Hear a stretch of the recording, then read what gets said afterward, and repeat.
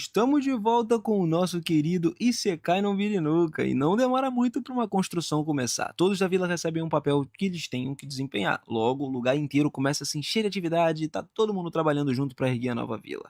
Na hora do almoço, Anne traz sanduíches para Hirako, né? E as garotas que estão lá trabalhando junto com ele. Só que avisa que eles foram feitos com ingredientes que estragam muito rápido. Por isso é recomendado que passem a se dedicar mais à produção de alimentos preservados. Ouvindo isso tudo, Hirako ele começa a entender o motivo de ter tantos vegetais espalhados por aí. Tia então sugere que levem alguns sanduíches para as garotas que estavam trabalhando no salão da vila. E o Hirako acha a ideia ótima, decide levá-las lá pessoalmente, já que Floron havia mencionado que as coisas estavam bem corridas por lá. Enquanto isso, as funcionárias da vila, Clase, Rojo e Rosaline, elas estavam com a cabeça caída nas mesas, completamente exaustas depois de horas lidando com pilhas intermináveis de documentos entediantes. É nesse momento que o Hirako chega. Ele entrou carregando uma cesta e diz que trouxe o almoço para todo mundo. Perto dali, Last, Flora e Hakarin também estão se adaptando à sua nova função dentro da vila, né, como escriturárias e tudo mais.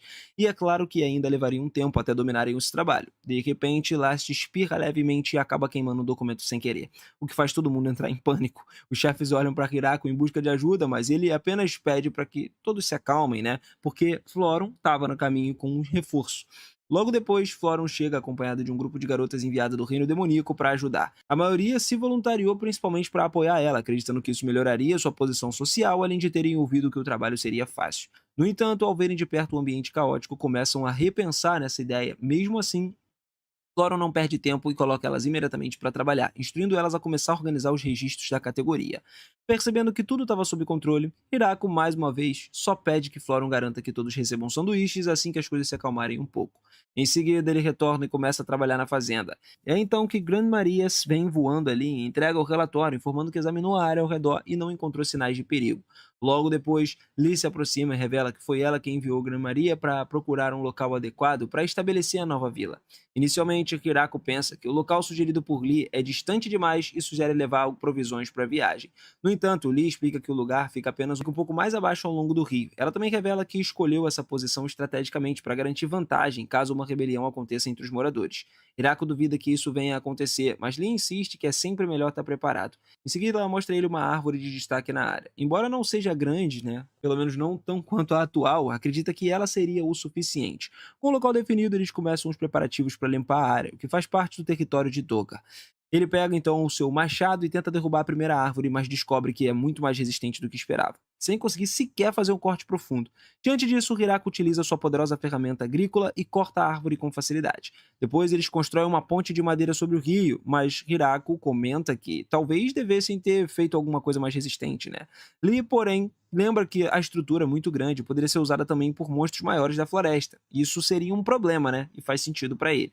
Em seguida, passaram a construir alguns canais de irrigação e em pouco tempo já tem um reservatório completo, pronto para uso. Depois disso, Hirako conversa com Daga e comenta que não conseguiriam avançar muito sem a maior quantidade de madeira. Só que o Daga, ele pede que ele descanse por enquanto, garantindo que ele e os outros cidadãos da construção fiquem mais de boa, e com o tempo livre inesperado, Hirako decide usá-la para esculpir uma estátua em homenagem a Zabutan. É então que Lucy se aproxima com o bebê Alfred nos braços e comenta que ele está trabalhando demais. Logo depois, a construção das casas começa oficialmente. Hirako relembra que chegou nesse mundo e como era difícil construir até mesmo a única casa, já que nem sequer ele tinha pregos nessa época. Agora, porém, com tanta mão de obra disponível e até pessoas capazes de usar magia, eles conseguem finalizar a primeira parte das casas muito rápido. Hirako sente que tudo estava finalmente se encaixando. Mas de repente, Gran Maria desce novamente e informa que recebeu uma mensagem de Jimmy, dizendo que queria trazer novos moradores para a vila imediatamente. E isso pega tanto Hirako quanto Lee completamente de surpresa. Pouco depois, Jimmy chega lá pedindo desculpas pelo aviso do nada, né, explicando que a situação era urgente. Em seguida, ele apresenta um grupo de minotauros que deseja estabelecer-se nessa vila. Hirako observa o grupo e se surpreende, porque sempre imaginou que os minotauros tivessem, sei lá, rosto de vaca, né? Só que eles parecem quase que totalmente humanos, exceto pelos chifres. O líder dos minotauros, o Gordon, ele se aproxima e se apresenta. Depois de conversar por um tempo, Hirako percebe uma enorme diferença na altura entre eles, e já que Gordon é extremamente alto. Gordon explica que foram expulsos da sua vila e passaram muito tempo vagando sem destino, até finalmente encontrarem alguém disposto a ajudá-los. Jimmy, ao saber da situação, considerou urgentemente levá-los diretamente até Hirako, e sem perder tempo com formalidades, Hirako pede a Annie que prepare comida para eles. Como ela não sabe exatamente o que os minotauros podem ou não comer, decide jogar pelo seguro ali e serve arroz doce. Nesse momento, Narf, um dos homens lagarto, se aproxima e comenta que já conviveu ali com os minotauros antes, afirmando que sabe quais perguntas fazer e do que eles precisam. Hirako autoriza isso e Narf começa imediatamente a organizar as necessidades do grupo. Com isso, o Hirako acredita que tudo vai seguir bem, já que a situação parece sob controle. Só que logo percebem que as casas preparadas ali são pequenas demais para acomodar os minotauros confortavelmente. Enquanto tentam encontrar uma solução, Floron chega correndo e avisa que acabou de receber notícias do seu pai. Novos moradores estavam prestes a chegar na vila em breve. Basil aparece não muito tempo depois e parece completamente exausto. Floran mais uma vez pergunta por que ele trouxe os refugiados da guerra com ele e explica que, cara, a situação tomou um rumo muito difícil. Ele foi forçado a usar um teletransporte ali para poder mover um grande número de pessoas para o local seguro de uma vez só. E ele acrescenta que o esforço cobrou um preço muito alto do corpo dele. Hirako entende perfeitamente e apenas diz que ele tem que descansar por enquanto, já que deve estar completamente esgotado. Levando tudo em consideração, Hirako presume que o grupo de centauros deve ser os novos residentes que estavam esperando. O líder dos centauros, Gruold, dá um passo à frente e apresenta como representante-chefe dos servos do Visconde Beg. Hirako honestamente não faz ideia de quem seja, então ele recua e deixa a situação nas mãos de Lachesai, né, que é uma das funcionárias. Gruold, ele imediatamente começa a agir de uma forma arrogante por conta das suas conexões, né, com os nobres. Então, Latias, ela chega ali e rapidamente dá um choque de realidade, lembrando que foram eles que vieram até a vila, o que significa que ela não pode simplesmente impor a sua autoridade e fazer exigências sobre a terra. Gruold, ele se ofende na hora e levanta a voz contra a garota, e então, com calma, Latia chega lá, se apresenta como filha do Conde Drar. Cara, no momento em que o Gruold percebe que Latia está acima dela na hierarquia, aí, meu irmão, as coisas mudam. Ela imediatamente se ajoelha e começa a pedir perdão. Latia, então, pergunta a Hirako o que poderia fazer, se poderia ser designada para ajudar os centauros, já que eles têm ligações com a sua família, e o Hirako não vê problema algum nisso. Só que enquanto ele aproveita para poder perguntar se estava tudo bem na Terra Natal, já que ele sabe que estavam no meio de uma guerra e seria o suficiente para gerar alguns refugiados, tá? Ela agradece a preocupação, mas diz que não tem com o que se preocupar. Depois disso, todos começam a trabalhar para encontrar moradias adequadas para os centauros. Só que logo eles percebem que as pequenas casas que tinham sido construídas são inadequadas tanto para os centauros quanto elas foram para os minotauros também. E eles até conseguiram caber de alguma forma, mas ficaria extremamente apertado. Lucy então chega lá e pergunta a Groot se ele conseguiria diminuir de tamanho usando a magia, mas ela responde que aquele já era o menor tamanho possível. Enquanto o Hirako ainda tentava encontrar uma solução para aquele problema, ele mal tinha tempo para respirar, porque os outros do grupo dos jovens, as mulheres, apareciam no portão. Hakarin explicou que as encontrou vagando pela floresta e achou que seria uma boa ideia trazê-las. Hirako não vê problema nisso, mas acha estranho o fato de estarem carregando algo que parece um tronco de árvore. Mesmo assim, Hirako se aproxima para cumprimentá-las, mas elas não respondem. Leste e Hakarin imaginam que elas sejam apenas tímidas, porém, de repente, um tronco começa a falar ali, apresentando como Ek. E aí o Hirako mais uma vez descobre que essas garotas pertencem a uma espécie conhecida como Nano Daphne, que possui uma habilidade de se transformar em plantas e assumir uma forma de árvore quando encontram monstros. Só que quando sofrem danos enquanto estão nessa forma, elas perdem a capacidade de voltar à forma humana por um certo período. Ek explica que as suas terras foram invadidas, foram atingidas, né, por enchentes depois dos humanos derrubarem todas as árvores da região. E depois elas acabaram atravessando a Floresta da Morte por conta de um mercador chamado Michael falar sobre a sua vila. O Hirako, ele acha que isso faz sentido e supõe que Michael não pode explicar muito mais, já que, elas acabaram fazendo ali o restante do caminho sozinhas. Ele quer preparar uma refeição para receber elas adequadamente, mas Ek diz que elas não precisam de comida para sobreviver. Ela observa as frutas de alta qualidade que crescem ali e conclui que o solo deve ser muito excepcional. O Hirako, ele então leva até o campo de cultivo, onde Ek explica que tudo que eles precisam para prosperar é água limpa, bastante luz solar e um bom solo. Hirako observa aquilo ali e absorve essa informação. Agora a questão é, comida resolvida. Ele pergunta o que elas gostariam de fazer em relação à moradia, já que elas aparentam ter um tamanho humano comum. E o Hirako fica aliviado, pensando que finalmente as casas que construíram seriam usadas, mas Eiki rapidamente acaba com essa ideia e diz que elas preferem ficar ao ar livre, o que faz o Hirako se arrepender imediatamente de todo o esforço de ter construído aquelas casas com antecedência. Depois de pensar um pouco, ele consegue organizar tudo. Os minotauros mais jovens ficam com as casas de tamanho normal, os centauros são acomodados nos estábulos e os Nano Daphne simplesmente ficam no campo. O Hirako até acha um pouco perturbador ver elas paradas ali durante toda a noite e se pergunta se algum dia vai se acostumar com essa cena. Além disso, ele e os outros também percebem que ainda vão precisar construir casas adequadas para os minotauros adultos. E mais do que isso, também vão precisar providenciar comida, roupa e todas as necessidades básicas para todo mundo. Em vez de só ficarem ali pensando no assunto, Hirako sugere que eles comecem com o que eles conseguissem fazer no momento, e então todos passam a trabalhar nos projetos das novas casas. Será que os outros acham que seria uma boa ideia reunir representantes de cada raça para discutir a melhor forma de seguir em frente? Antes de Hirako iniciar a reunião, Crowd aparece lá, né, se curvando diante dele, porque agora ele compreende completamente o quão influente e poderoso ele realmente é, só que Hirako pede para que ele relaxe, dizendo que não tem necessidade de tanta formalidade com ele.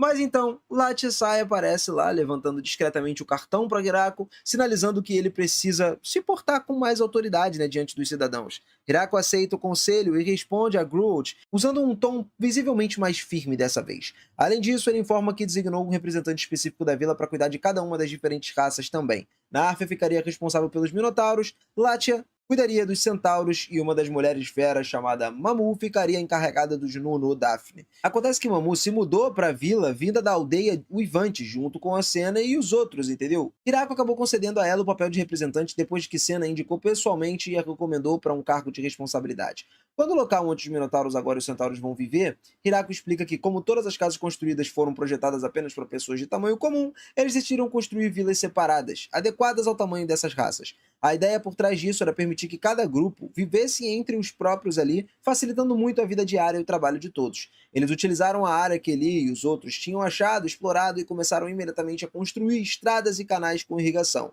Quando chegou a hora de limpar a floresta para abrir espaço, Hikaru e Lassie apareceram lá, ajudaram, né, com a facilidade impressionante graças à sua enorme força física. Só que o Hirako, cara, ele logo percebeu que os dois eram ainda mais fortes do que ele imaginava. Então, ele precisou pedir para que contivessem um pouquinho, né, evitando usar toda a sua força para não destruir tudo. Enquanto isso, de volta à casa de Hirako, Annie leva para Lucy algumas roupinhas adoráveis para Alfred, feitas por Zabutan. E embora sejam um pouco grandes, Lucy ficou sinceramente tocada e muito grata pelo gesto. Ao mesmo tempo, a construção das casas de Minotauros avança muito rápido. Como eles são bastante altos, decidiu-se que construir casas térreas ali mais altas seria o melhor para dar espaço suficiente. Mas quando o Hirako entrou para dar uma olhada, alguns móveis o deixaram um pouco confuso. As camas, por exemplo, eram só tábuas planas de madeira. Gordon explicou que, cara, essa era a forma preferida deles dormirem, para evitar que os seus chifres ficassem presos durante a noite. Na terceira vila, as casas dos centauros já começaram a tomar forma, porque os seus corpos são como se fossem os de cavalos da cintura para baixo, e casas no estilo de estábulos são muito mais adequadas para eles. Hirako então percebe que as casas não têm portas, e Grodd explica que isso acontece porque a sua espécie tem muita dificuldade com portas, sendo muito prático usar cortinas ali, né? Porque basicamente elas podem ser abertas e fechadas com uma corda. Um mês inteiro se passa e todo o esforço finalmente dá resultado. A conclusão das novas vilas foi feita. Hirako e os outros ficam aliviados por terem terminado tudo antes da chegada do inverno. Afinal, não poderiam deixar os novos moradores expostos sem um lugar adequado para ficar. Quanto ao nome das novas vilas, Hirako decide simplificar e chamá-las elas de Vilas 2 e Vila 3. Flora então levanta a questão de que seria necessário nomear prefeitos, né, para supervisionar cada uma das novas vilas, sugerindo que Gordon assumisse o cargo da Vila 2, enquanto Gru fizesse a mesma ali com a Vila 3. No entanto, Lee expressa uma preocupação de colocar eles no mesmo nível hierárquico de Hirako. Talvez não seja uma boa ideia. Então Floron sugere que eles estabeleçam uma hierarquia mais clara e concedam a Hirako um título que reflete corretamente a sua posição acima dos outros. Eles ficam alternando entre chamá-lo ali de grande prefeito e grande rei, mas é quando Eig aparece e pergunta quando o vilarejo será construído para o novo povo. Hirako explica que, na verdade, decidiram não construir um vilarejo dedicado para os Nonões Daphne, o que visivelmente entristece Egg. Por quê? Só que o Hirako, ele chega lá mais uma vez e pede para que escute por um momento, porque ele tem um favor a pedir ao povo dela e a todos os outros do vilarejo. Como os Nonô Daphne são naturalmente mais adequados para permanecer em um lugar fixo por longos períodos de tempo, Hirako explica que o seu plano era posicionar eles em locais estratégicos ao longo dos vilarejos e fazer com que eles assumissem o papel de vigias e retransmissões ali de informações. Como os Nonodafne têm a habilidade de se comunicar por telepatia, Hirako acredita que eles com certeza seriam mensageiros absolutamente perfeitos para manter todos conectados. Além disso, os Nonodafne também foram utilizados como uma fonte de luz durante a noite, o que acabou sendo uma função mais prática para eles. Agora, se cada raça estabelecendo seus novos lares, Hirako estava ansioso para começar a atribuição de funções e responsabilidades adequadas para os moradores dos vilarejos 1 e 2. Só que muitos deles ainda estavam totalmente acostumados a ver o Zabutan lá e o escuro circulando, o que torna as coisas um pouco complicadas. Nesse momento, Naf e Lati aparecem lá, informando a Hiraku que encontraram um problema. Hiraku descobre que tanto os centauros quanto os minotauros simplesmente não levam jeito para caça, o que realmente surpreende, porque, pô, olhando para eles, você imagina que eles fossem extremamente capazes. O Hiraku nunca tinha parado para pensar em como uma caça realmente era difícil antes, principalmente porque ele sempre deixou essa parte totalmente para os lobos do inferno, né? E com isso em mente, Tia sugere que eles mantenham os moradores afastados da floresta e foquem em posicionar mais defensores em ambos os vilarejos. Hiraku imagina que os Norodafne também precisariam de guardas para protegê-los, mas Mamu informa que eles, na verdade, são muito mais fortes do que todos imaginam, e são mais capazes de lidar com monstros invadindo o vilarejo, principalmente pegando eles de surpresa em emboscadas. Mesmo assim, Hiraku decide deixar todas as tarefas de caça para Kuro e para os outros lobos do inferno, enquanto os moradores se concentram a sua energia em cultivar nos campos de todos os vilarejos. Só que os seus esforços não saem como planejado, porque as sementes que eles plantam simplesmente não germinam. O Hiraku, ele entende imediatamente o motivo disso. Até agora, a única razão pela qual eles conseguiram plantar e colher uma safra completa, independentemente da estação, era por causa da poderosa ferramenta agrícola, cujo poder divino tinha a capacidade de tornar qualquer solo fértil produtivo. O problema é que ele é o único que pode usar ela, o que significa que os novos vilarejos teriam que encontrar uma forma de trabalhar os seus campos sem ter acesso a essa ferramenta. Draco e Senna juntam as suas ideias, tentando descobrir uma maneira de fazer plantações crescerem corretamente, mas é quando Gordon aparece que a ideia própria surge. Ele sugere espalhar palha por todos os campos ali para evitar que o solo fique muito frio, o que pode dar a eles uma chance melhor de fazer as plantações crescerem. Como o inverno já se aproximando, eles também recomendam a melhor cultura, né, para plantar agora seja o trigo. E Graco fica genuinamente impressionado com o fato de que Gordon sabe tudo isso. Gordon explica que vem do tempo em que ele trabalhou nos campos do seu antigo vilarejo. Com isso, Gordon assume a liderança da guia pelos processos de plantio correto, né, e todas aquelas mudas, e eles são informados de que levaria cerca de meio ano até que tudo esteja completamente crescido e pronto para a colheita. Hiraku ouve isso e fica surpreso com o quão longo esse período realmente é, e isso faz perceber o quanto ele tinha se tornado independente ali do poder da ferramenta agrícola sem sequer notar. Enquanto os Minotauros assumiram a responsabilidade pela agricultura nos vilarejos, os Centauros colocaram suas habilidades naturais em prática de criar uma nova linha de trabalho para si mesmos. Seu novo serviço de entregas dos Centauros começou a operar e passou a transportar mercadorias entre vilarejos, como os Centauros adultos sendo designados para cuidar das entregas diárias regulares.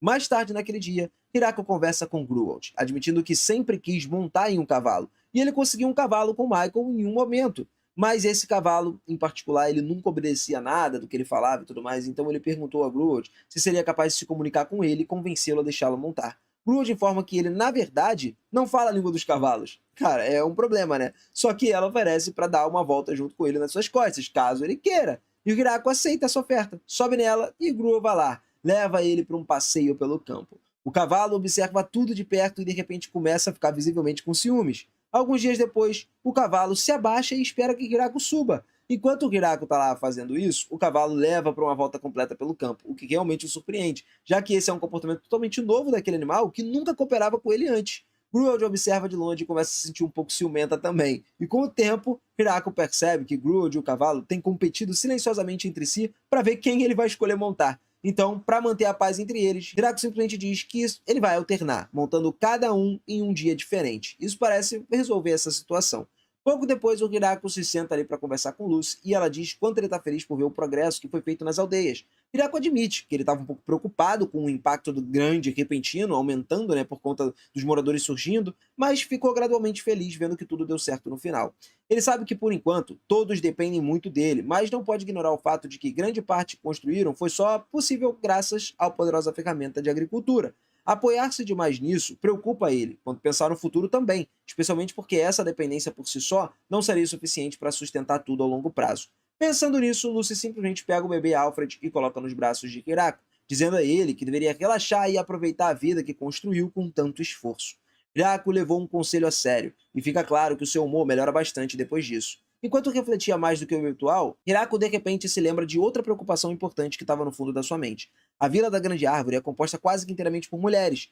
Em comparação, tem pouquíssimos homens, e isso deixa o Hiraku genuinamente preocupado com o futuro deles. Ainda assim, ele considera que agora que tem muitos moradores no geral, talvez isso não seja um problema tão grande quanto ele temia. Hiraku chama Gordon mais uma vez para poder conversar ali em particular, explicando toda a situação, perguntando se seria possível que alguns homens minotauros fossem até a Vila da Grande Árvore em busca de parceiras. Só que o Gordon aponta que um costume profundamente enraizado entre os minotauros casar apenas com indivíduos da mesma espécie. Ouvindo isso, Hirako descarta os minotauros da lista e volta a sua atenção para os centauros, né, como a próxima opção. Foi um pouco constrangedor abordar esse assunto com Gruold, já que ela é uma mulher. Mesmo assim, Hirako lembra a si mesmo que essa conversa é pelo bem do futuro da vila e decide seguir em frente. Ao levantar o assunto com Gruold, ele acaba descobrindo que a maioria dos centauros machos ainda são jovens, porque os adultos estavam lutando numa guerra. Ainda assim, Hirako pergunta se é possível que os centauros se casem com alguém de outra raça. E assim que houve a pergunta, Gruold imediatamente declara que está solteira. Ela menciona que esse tipo de união é raro, mas afirma que, se é isso que ele está preocupado, pode fazer isso dar certo. Ela se oferece com entusiasmo como alguém que ficaria muito feliz em se relacionar com um homem de outra raça. Pelo jeito como fala, Hirako percebe facilmente que ela estava solteira há muito tempo. O inverno chega rapidamente, assim todos fazem uma pausa no cultivo e aproveitam a temporada festiva. Eles se alimentam dos estoques de comida que armazenaram no início do ano, mas agora mais vidas se juntaram a eles, então tem muito mais pessoas para alimentar. O Hirako, ele começa a se preocupar se eles vão ter comida o suficiente. Então, Lat Einarf vem até ele com uma notícia. Os novos moradores estavam comendo muito menos do que o esperado. Se as coisas continuarem assim, eles acabariam tendo comida sobrando e sendo desperdiçada. Hirako já tinha dito a todos para não racionarem, já que havia bastante comida, mas mesmo assim as pessoas ainda estavam se contendo. Ele pensa por um momento então e sugere que simplesmente digam a todos para comerem as carnes e vegetais antes de estragarem. Lat e Einarf concordam, porque parece uma boa ideia. Então Hirako percebe Mamu com um semblante abatido. Ele imagina que no Daphne deveria estar precisando de algo, mas Mamu corrige. O problema é justamente o oposto. Elas nunca precisam de nada. Elas não precisam de comida, nem de cuidados extras. E isso estava começando a irritá-la, porque ele estava animada justamente por ter sido colocada no comando delas, mas ainda não teve nada para fazer. Então Naf se pronuncia, dizendo que tem uma coisa. Os Minotauros repassaram um pedido para Junu Daphne e gostariam que todos usassem roupas quando estivessem do lado de fora. As orelhas de Momo se erguem e ela admite que às vezes esquecem de sair totalmente dos seus vestidos, né? E promete lembrar eles para manterem as roupas no corpo o tempo todo. Mais tarde, naquela tarde, Hirako decide fazer machai usando o pilão e almofares. Quando as garotas ouvem sobre isso, ficam surpresas porque nunca ouviram falar, né, sobre esse método de antes. E o Hirako começa a socar os machais ali. As garotas observam aos poucos, ficando um pouco decepcionadas, né? Elas esperavam algo muito mais emocionante. Mas mesmo assim, elas entendem que tudo que precisam fazer é socar. Então todas querem tentar. Elas se revezam, mas acabam exagerando e usando força demais. E ainda assim, no final, conseguem fazer uma boa quantidade. O molho e os temperos já estavam preparados, então todos começam a comer e o sabor estava ótimo. Lee traz para Hirako um pouco de kusama, que ela mesma fez usando ervas aromáticas misturadas ao mati, e o Hirako prova, dizendo que está delicioso. Então, Donovan aparece com um pouco de saquê para animar as coisas. Ele ouviu dizer que estavam trabalhando com arroz, então achou que era bom um momento para ele trazer uma bebida e tal, e a atenção de todos se volta imediatamente para ele. Fazer matcha acaba se tornando uma atividade divertida de inverno sempre que o clima permite sair, e é o que tudo indica, Gordon é o melhor fazendo matcha entre todos, embora ninguém pareça muito surpreso com isso. Mais tarde, naquele mesmo dia, um homem de armadura é visto ajoelhado, pedindo que de repente ela seja sua esposa, e ela olha para ele, pergunta quem ele é, ele tira o capacete e se apresenta como Gratz, o chefe da casa Bertor, o reino demoníaco de Galgardo. Ao ouvir isso, ela se apresenta como Hanana. Hirako, ele observa toda aquela cena se desenrolar sem entender o que estava acontecendo. É então que Bezel intervém para explicar. No reino demoníaco, Gratz estava muito interessado em criar um vínculo com a Vila da Grande Árvore e acreditava que se casar com um dos seus membros seria a melhor forma de fazer isso. O Gratz, ele então vai até Hirako ao descobrir que Hirako é o chefe da vila e pede a bênção para se casar com Hanana, já que ela disse que ele precisava da permissão de Hirako primeiro. Mas o Hirako aponta que não tem poder de decisão sobre quem casa com quem. Ele diz a Gratz que a primeira pessoa quem ele deve perguntar é a própria Hanana, e se ela concordar, então eles são livres para se casar. Ao ouvir isso, Gratz se volta para Hanana e pergunta, e Hanana apenas cora, o que deixa claro de que o acordo está feito. Quando Gratz retorna ao reino demoníaco, ele sente muita falta de Hanana. Ele também não quer que outro homem apareça e leve ela embora, então ele toma a decisão na hora e renuncia ao seu cargo como um dos grandes generais. Ele vai ficar com Hanana na vila, sabendo que a decisão é meio impulsiva, mas ele não se importa. Ele estava disposto a fazer qualquer coisa por amor. Enquanto isso, Hirako estava pensando em como tomar o matcha mais interessante. E quando a ideia de algas secas surge na sua mente, as garotas nunca ouviram falar disso, antes de não fazerem ideia do que seja. Mas quando o Hirako menciona que cresce na beira do mar, elas concluem que a melhor pessoa para perguntar sobre isso é Michael.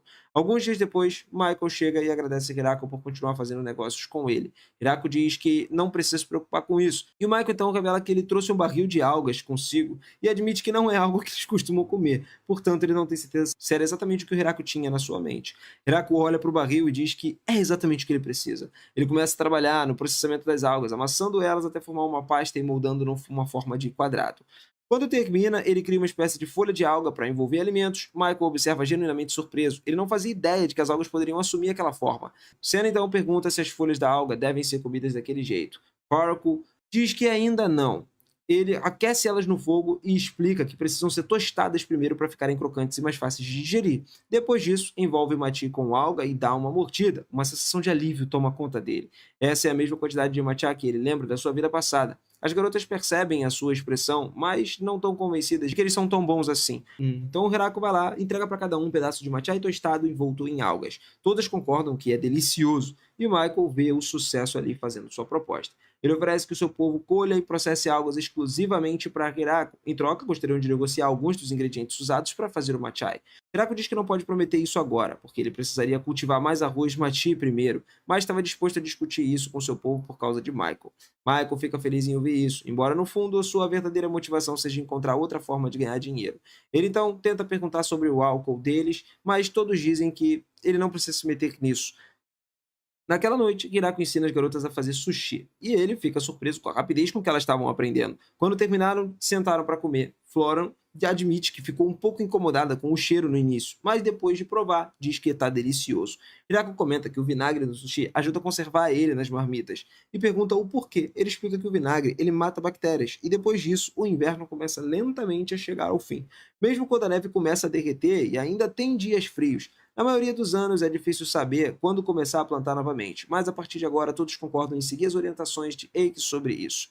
Naquela tarde, Hirako vai até os funcionários da prefeitura e conta que ele estava pensando em criar um novo festival para as novas vilas. Ele sugere algumas ideias, mas as garotas ficam olhando para ele sem entender por que alguém celebraria essas coisas. As ideias são todas festivais da sua antiga vida do Japão, então ele entende por que não fazem sentido para elas. As garotas comentam que já têm os seus próprios festivais com os quais estão familiarizados e começam a explicá-los. O Hirako ele escuta, mas não entende absolutamente nada do que elas estavam descrevendo. Ele decide deixar todo o planejamento por conta delas, mas percebe que as garotas estavam discutindo bastante e não conseguiu chegar a um acordo. Então, ele pede para que cada uma escreva suas tradições locais, dobre os papéis e coloque tudo numa caixinha. Ele mesmo sorteia um deles e o resultado acaba sendo uma competição de artes marciais. Hirako se pergunta em voz alta como aquilo funcionaria. Florum explica que seria uma competição onde todos colocariam seus diferentes estilos de luta uns contra os outros. Ela realmente acha que é uma ideia muito brilhante e sugere que comecem a planejar imediatamente. Uma semana depois, a primavera chega. Todos na Vila da Grande Árvore começaram a treinar para as próximas competições de artes marciais. Hirako ficou surpreso vendo quão seriamente todo mundo estava levando isso, né, quanto eles estavam se esforçando na sua preparação. Quando o Hirako ali entra, ele encontra a Karen, tá? E diz que estava planejando treinar para a competição, porque ainda não conseguiu usar toda a sua força desde que chegou à vila. E o Hirako sabe o quão poderosa e destrutiva a Karen pode ser, então tenta impedir que ela participe como lutadora. Em vez disso, ele a convence a se tornar uma das árbitras da competição. Nesse momento, Lasty entra ali, dizendo que pretende se treinar também e participar, e o Hirako imediatamente percebe que Lasty é tão perigosa quanto a Karen em termos de poder e destruição. Por isso, ele rapidamente sugere outra ideia. Ele diz a ambas ali que não precisam lutar como competidoras e que, em vez disso, deveriam atuar como árbitras. Ela também explica que a competição precisaria de duas árbitras de qualquer forma, né, e que as duas perfeitas para o papel seriam elas. A Karen e Lasty concordam em se tornar árbitras, mas deixam claro que ainda querem lutar. Por causa disso, o Hirako faz um acordo que permite que elas tenham uma batalha simulada, separada, fora da competição principal. Depois disso, Hirako começa a planejar a construção da arena do torneio, né? O seu projeto inclui um palco central de combate com assentos no estilo de estádio para o público. Ele também adiciona um espaço de lojas e restaurantes para que o evento tenha um clima mais festivo para a vila e tudo mais. E alguns dias depois, nos dias da competição de artes marciais, finalmente chega. Os moradores da Vila da Grande Árvore estavam cheios de empolgação enquanto se reuniam para assistir. O evento ele se tornou ainda mais importante porque atraía convidados especiais, incluindo o Rei Demônio Galgardo e a sua filha Yuri, que vem observar a competição. Hirako encontra Galgardo e imediatamente começa a se sentir um pouco nervoso, né, sobre como ele deve se comportar, já que ele não sabe muito sobre os costumes dos próprios demônios. Só que Yuri percebe que ele está ansioso e diz ao pai para relaxar. Não seja tão formal assim. Por causa disso, Galgardo abandona sua postura formal e cumprimenta o Hirako ali de uma maneira mais casual. Depois disso, Hakarin chega e apresenta o seu pai, Toze, conhecido como Dragão Lendário e também avô de Last. Hirako cumprimenta educadamente e fica aliviado, percebendo que ele parece ser uma boa pessoa, né? Um cara gentil, amigável, e logo depois a competição de artes marciais estava pronta para começar. Toda a multidão estava cheia de entusiasmo, Hirako explicou as regras para todo mundo e os participantes iam sortear os seus confrontos individuais. Para vencer, o lutador deve derrubar o oponente para fora do ringue ou garantir a vitória com base nas suas faixas da cabeça. As faixas elas são encantadas com a magia protetora e se desfazem quando um golpe decisivo acaba sendo acertado no outro. A primeira luta começa pouco depois entre Rosalind e Mamu. O combate é extremamente rápido e difícil de acompanhar. O Hirako observa aquilo atentamente e fica surpreso com o nível de habilidade que as duas artes marciais têm. Percebendo que subestimou suas habilidades, Mamu continua atacando agressivamente, mas acaba baixando a guarda por um momento e Rosalind aproveita ali a abertura e acerta um golpe decisivo, vencendo essa luta. Só que ela fica com fortes dores depois de imediatamente ter acabado tudo, né? E pede para um curandeiro cure ela. E a segunda rodada começa. Donovan rapidamente demonstra sua força. Ele absorve todos os ataques do seu oponente ali sem sofrer um dano visível. E em seguida, simplesmente pega e coloca para fora do ringue, vencendo a luta com facilidade. A próxima luta é entre Gruold e Roy. Gruold está confiante da sua vitória, avança com toda a força, só que ela se excede demais e avança muito, saindo acidentalmente do ringue. Como resultado, Roy é declarado vencedor disso daí. A luta mais aguardada do torneio aberto é entre Florum e Senna. Florum estava usando tanto esgrima quanto magia, enquanto Senna lutava desarmada. A batalha começou diretamente com Florum lançando seus ataques mágicos, mas Senna conseguiu desviar e contra-atacar com técnicas de combate corpo a corpo. As coisas começaram a mudar a partir daí. Por quê? Florum se adaptou rapidamente e respondeu com seus próprios ataques. O público assistia maravilhado, enquanto a luta se tornava cada vez mais intensa e agressiva. No final, tanto Florum quanto Senna são jogadas para fora do ringue ao mesmo tempo, resultando num empate. E com isso, o torneio aberto chega ao fim. Os vencedores recebem as medalhas honorárias, só que essa aí era só a primeira metade do evento. A segunda parte são os torneios dos guerreiros, estava prestes a começar. Pouco depois, o torneio dos guerreiros é oficialmente anunciado, e Hirako acredita que essa parte seria mais direta do que a primeira, já que a vitória seria decidida por nocaute ou rendição, e não tem restrições quanto ao uso de armas. Apenas aquelas fortes o suficiente para lutar nessas condições podem participar. A primeira luta do torneio dos guerreiros é entre Uno, um dos lobos infernais, e Júnior, a Lâmia. A batalha começa com Uno imediatamente liberando seu sopro de fogo, mas Júnior desvia com facilidade. Em seguida, ele usa a forma completa de serpente para imobilizá-lo. Só que Uno revela sua verdadeira forma, que então é muito intimidadora. Tão intimidadora que Júnior não consegue suportar e decide se render. Depois disso, a luta é entre Doga e uma das crianças de Zabedan, chamada Makira. E a batalha começa com Doga atacando com toda a sua força, mas Makira desvia facilmente de todos os golpes. Aproveitando as aberturas, Makira rapidamente prende Doga numa teia, garantindo a vitória. A terceira rodada é entre Ya e Garf. A luta começa, Garf imediatamente demonstra velocidade e coordenação impressionante. Hirako, ele observa aquilo tudo ali atentamente, acreditando que Garf tem vantagem nessa luta. Só que Ya usa um grande martelo e coloca em desvantagem na velocidade. Mas ainda dá uma enorme vantagem em força bruta. Ela acerta o golpe pesado diretamente em Garf, lançando ele para longe do ringue. Quase que é jogado para fora da arena, mas consegue recuperar o equilíbrio a tempo de permanecer dentro do ringue. Ya rapidamente percebe que gastou quase toda a sua energia com aquele ataque. Entretanto, deu ruim, né? Entendendo que não pode mais continuar lutando de forma eficaz, decide se render. A próxima luta é entre Lee e Gran Maria. Aí as coisas começam a ficar maneira, porque esse combate se torna um dos mais divertidos para o público assistir. Lee tem um nível surpreendente de habilidades e consegue enganar Gran Maria tranquilamente durante a luta, prendendo ela numa chave de braço. Só que Gran Maria responde imediatamente, tentando basicamente levantar o Lee com só um braço. E em resposta, o Lee invoca um raio que atinge os dois ao mesmo tempo, derrubando ambos no chão.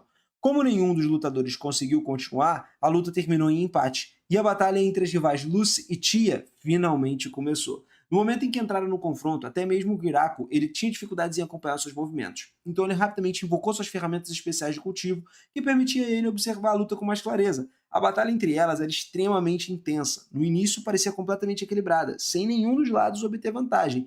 No entanto, Lucy baixou a guarda por um breve momento. Tia aproveitou a oportunidade para poder dar um golpe decisivo, vencendo a luta e se declarando a vencedora daquela rodada. A próxima oponente era Makira, que fez com que essa luta também seja a grande final. Só que a final acaba tendo bastante um lado unilateral, né? Porque a máquina facilmente imobiliza a tia usando suas teias e prende com muita dificuldade, tornando-se vencedor do torneio de guerreiros. Hiraku então entrega à máquina a coroa do prêmio. A multidão comemora ali para sua vitória e depois disso o Hiraku avança para poder fazer o discurso de encerramento. Só que antes que o evento pudesse ser concluído, Last e Hikarin chamam por Hiraku, lembrando ele da batalha amistosa que tinham prometido. Hiraku concorda que permite que usem a arena, e no momento em que os dois se chocam, uma enorme explosão irrompe no impacto. A força da colisão é tão grande que poderia ser vista dos reinos demoníacos e acaba destruindo completamente a arena. Apesar da destruição total, Hikarin é declarado vencedor da batalha amistosa. No final, o Hiraku ele fica simplesmente aliviado por todos estarem seguros, né? E por esse evento ter sido agradável, tanto para os participantes quanto para os espectadores. A Lata que aparece lá no meio acaba perguntando quando seria realizado o próximo torneio, mas ao olhar para a arena destruída, o Hiraku só responde que isso vai acontecer sei lá quando, né? Nem tão cedo. A estação de colheita chega logo depois e Senna trabalha ao lado de Hiraku ali, enquanto eles arrancam um vegetal conhecido como Daikon. Hiraku, ele decide fazer um teste rápido no sabor, descobre que ele é bastante delicioso, e Senna também dá uma mordida naquele ali, mas a sua reação é completamente diferente, porque ela percebe imediatamente o quão picante ele é. O Hiraku pediu desculpas por não ter mencionado isso antes e explica que esse vegetal ele é na verdade dividido em 3 partes, doce, normal e picante, e ela acabou mordendo justamente a parte picante. Com o Hiraku acreditando que a maioria das pessoas não gostaria dessas partes mais ardidas, ele sugere reaproveitar elas em outros alimentos, como sei lá, picles, bacon seco, essas coisas assim. Ele explica que o bacon seco é simples de se fazer, porque basta cortar um vegetal em pedaços e deixar ele secar com todo o tempo ali, né? E nesse momento as crianças feras chegam de repente informando a Hiraku que tem visitantes incomuns esperando do lado de fora. Hiraku saiu para verificar e rapidamente percebeu que um deles é o seu velho amigo Valgriff. E chegou lá acompanhado de uma mulher desconhecida. O Hiraku recebeu Valgriff e ficou imediatamente surpreso, né? Vendo o quanto o Alfred cresceu desde a última vez que eles se encontraram. E depois de trocarem alguns cumprimentos, Hiraku presume que a mulher que acompanha Valgriff é a sua esposa. Só que ela corrige rapidamente, dizendo que embora desejasse que fosse o caso, ela não é, na verdade, é sacerdotisa de Corin. Hiraku admite que nunca ouviu falar da religião Corin antes. Então Valgriff explica que se trata basicamente de um sistema amplo que combina vários deuses e religiões adorados em diferentes terras. Ele acrescenta que os seus ensinamentos enfatizam que cada indivíduo é livre para adorar quaisquer deuses que eles desejarem. E o Hiraku ele ouve a explicação e reconhece que se trata de um sistema de crenças bastante aberto e inclusivo. A mulher se apresenta como Fushu e rapidamente fica claro o quão importante ela é, já que aparentemente desfiles inteiros são realizados em sua homenagem, sempre que ela está por perto. Ouvindo isso, o Hiraku sente que ele não deveria estar falando com ela de uma forma tão casual assim, mas Fushu imediatamente diz que ele não precisa se preocupar com formalidades, por favor, tá? Porque ela não liga muito para esse tipo de tratamento. Deixando isso de lado, ela explica o verdadeiro motivo da sua visita. Ela tem um pedido para Hiraku e implora para que ele salve a vida do seu filho. Seu filho, ele está extremamente doente e acredita que as pessoas da vila do Hiraku são a última esperança dela. Ela menciona que aquele é o lar de Lucy, a princesa vampira, e de Flora também, conhecida pelo seu profundo conhecimento sobre ervas medicinais. Quando Flora ouve a situação, responde com confiança ali e pede que Fushu apenas descreva os sintomas para que ela possa começar a trabalhar na cura imediatamente. Só que depois de ouvir os detalhes, ela percebe que a situação é muito mais complicada do que o esperado. O filho do Fushu é tão azarado que sofre de uma combinação de várias doenças extremamente raras, o que torna o tratamento incrivelmente difícil. Fushu e Valgriff, eles não se surpreendem com isso, porque todos os médicos que costumavam ali cuidar deles acabaram dizendo a mesma coisa. Mesmo assim, Lucy se recusa a rejeitar eles e garante que eles vão encontrar a solução de alguma forma. Com essa decisão tomada agora, Flora e Lucy começam a fazer experimentos para poder criar uma cura. Elas rapidamente percebem que precisariam de uma grande variedade de ingredientes raros, e assim, as diversas espécies da vila são mobilizadas para reuni-los. Um dos ingredientes mais raros necessários é a lágrima de dragão. Para obter eles, precisam simplesmente fazer cócegas em Last até que ela comece a chorar, permitindo que coletem a lágrima. Não demora muito até que todos os ingredientes necessários sejam reunidos, e a etapa final envolve extrair cuidadosamente uma planta rara de um vaso. Lucy e Flora entendem o quão valiosa ela é, então agem com um extremo cuidado. Flora acaba puxando um único movimento rápido no início e tá tudo bem, tudo parece de boa, mas então a planta libera um odor extremamente desagradável, forte o suficiente para afastar até as feras. Depois de lidar com isso, Hirako vai lá tomar um banho. Embora reunir os ingredientes tenha sido difícil, o verdadeiro desafio começa quando Flora e Lucy continuavam seus experimentos por vários dias.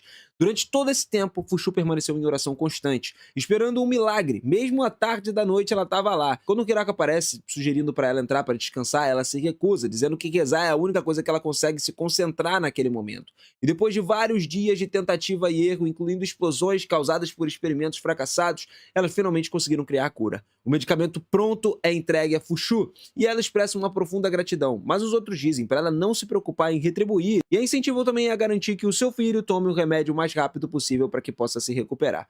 Fushu promete que retribuiria a vontade ali, né, a bondade deles algum dia, e com isso ela e Valgriff abrem um portal e partem imediatamente levando a cura de volta para o seu filho. Depois que Fushu e Valgriff partem, todos percebem algo em comum. As orações constantes de Fushu fizeram com que a estátua emitisse um brilho ofuscante e a luz durou a noite inteira. O brilho acabou mantendo Zabutan e a sua família acordados durante a noite. E vendo isso como algo que incomodava, Hirako decidiu que as portas da estátua devem permanecer fechadas, exceto durante os momentos de oração. No dia seguinte, quando as crianças feras estavam colhendo frutas e vegetais, elas encontraram uma árvore estranha que nunca tinham visto antes. E quando o Hirako chega, ele rapidamente percebe que aquilo é, na verdade, o resultado dos seus experimentos anteriores, de quando chegou a esse mundo. Naquela época, ele usou a ferramenta agrícola suprema para poder criar todos os tipos de plantas, incluindo algumas que originalmente nem existiam. E quando as garotas perguntaram o que a árvore deveria produzir, ele admitiu que honestamente ele não fazia ideia. Floron sugere que a partir de agora eles deveriam documentar adequadamente tudo o que cultivavam na vila. Com tantas plantações experimentais ao redor, não dá pra gente saber o que seria, o que surgiria disso tudo, né?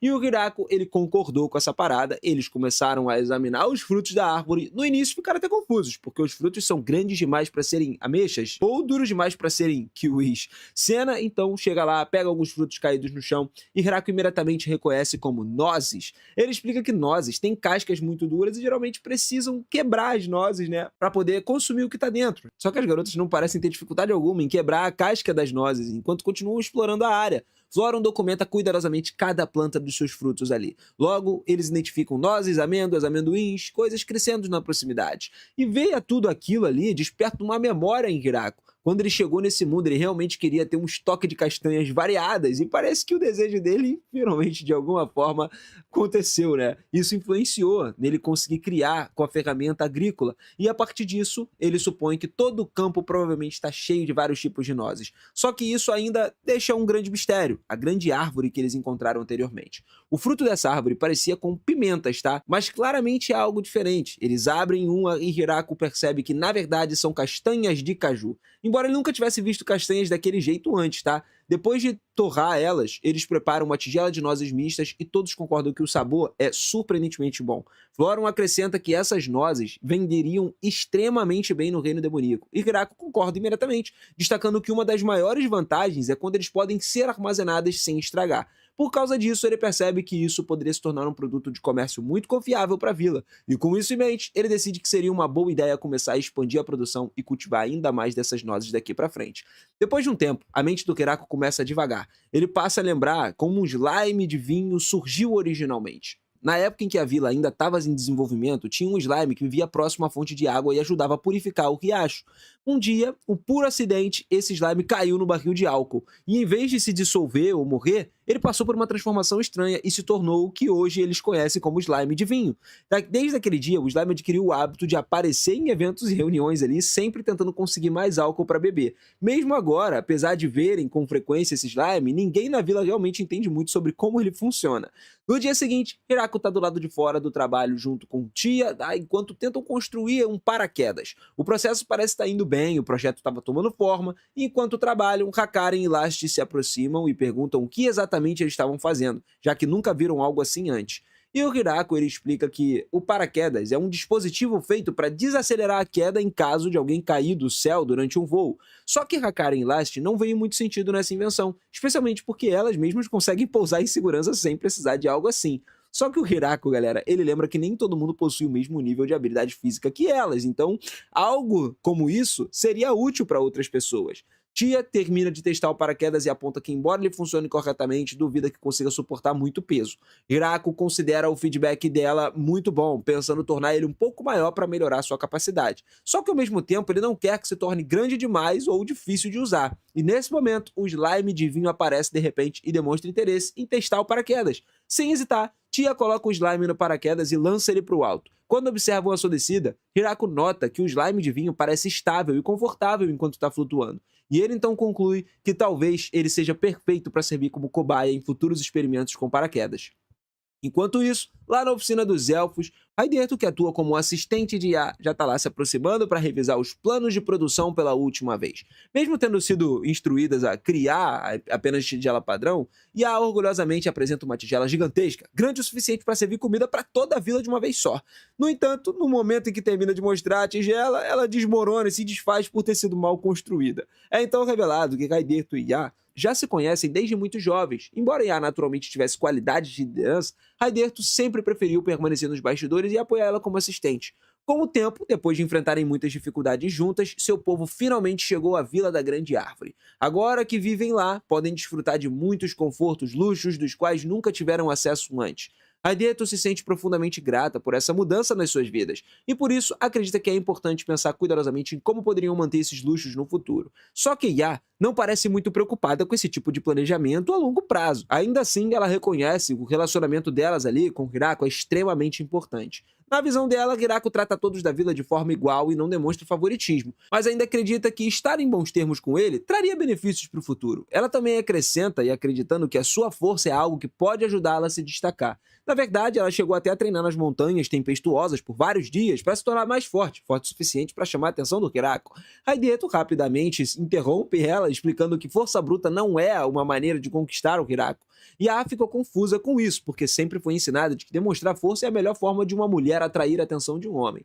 Raideto esclarece que, embora isso possa funcionar em situações de combate, não se aplica muito bem nesse tipo de contexto. Ainda não convencida, Yaa decide que a única forma de provar o seu ponto é através da ação direta. Ela vai até Hirako e demonstra sua incrível força física bem diante dele. No entanto, em vez de ficar impressionado, o Hirako acaba se sentindo mais intimidado do que qualquer outra coisa, percebendo que essa abordagem acabou falhando. Raideto então leva de volta para a oficina, explicando novamente que conquistar o favor do Hirako exigiria uma estratégia completamente diferente. Ela sugere que pense em outras formas de agradá-lo, em vez de depender só da sua força. Apesar de tudo, Yaa ainda assim já aceita totalmente o raciocínio de Raideto, e depois de refletir um pouco, ela conclui que o problema não foi a força em si, mas o fato de ter demonstrado apenas força com os braços. Então, para corrigir isso, ela decide que da próxima vez vai mostrar força do abdômen, acreditando que isso certamente causaria uma impressão ainda maior no Hirako. No dia seguinte, Hirako fica surpreso, acordando e vendo várias pessoas aladas junto de diversos anjos. Estavam completamente presos nas gigantescas teias das aranhas Zabutan.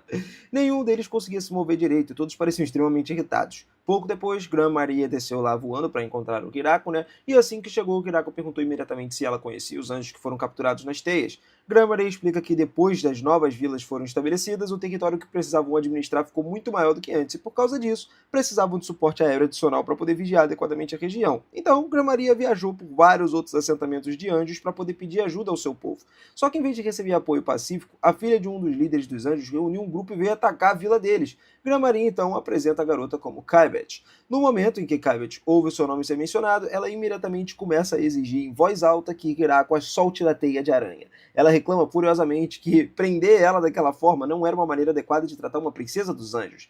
Hirako responde calmamente, dizendo que ela precisa se acalmar, porque se ela tivesse simplesmente se aproximado da vila como uma visitante comum, nada teria acontecido, Em vez dela atacar, Kaibet rapidamente explica que nem ela nem suas forças pretendiam machucar ninguém. Segundo ela, vieram apenas para defender o orgulho e a honra da sua raça, porque acreditavam que Gran-Maria abandonou seu povo e agora estava vivendo numa vida vergonhosa e imoral dentro da Vila da Grande Árvore.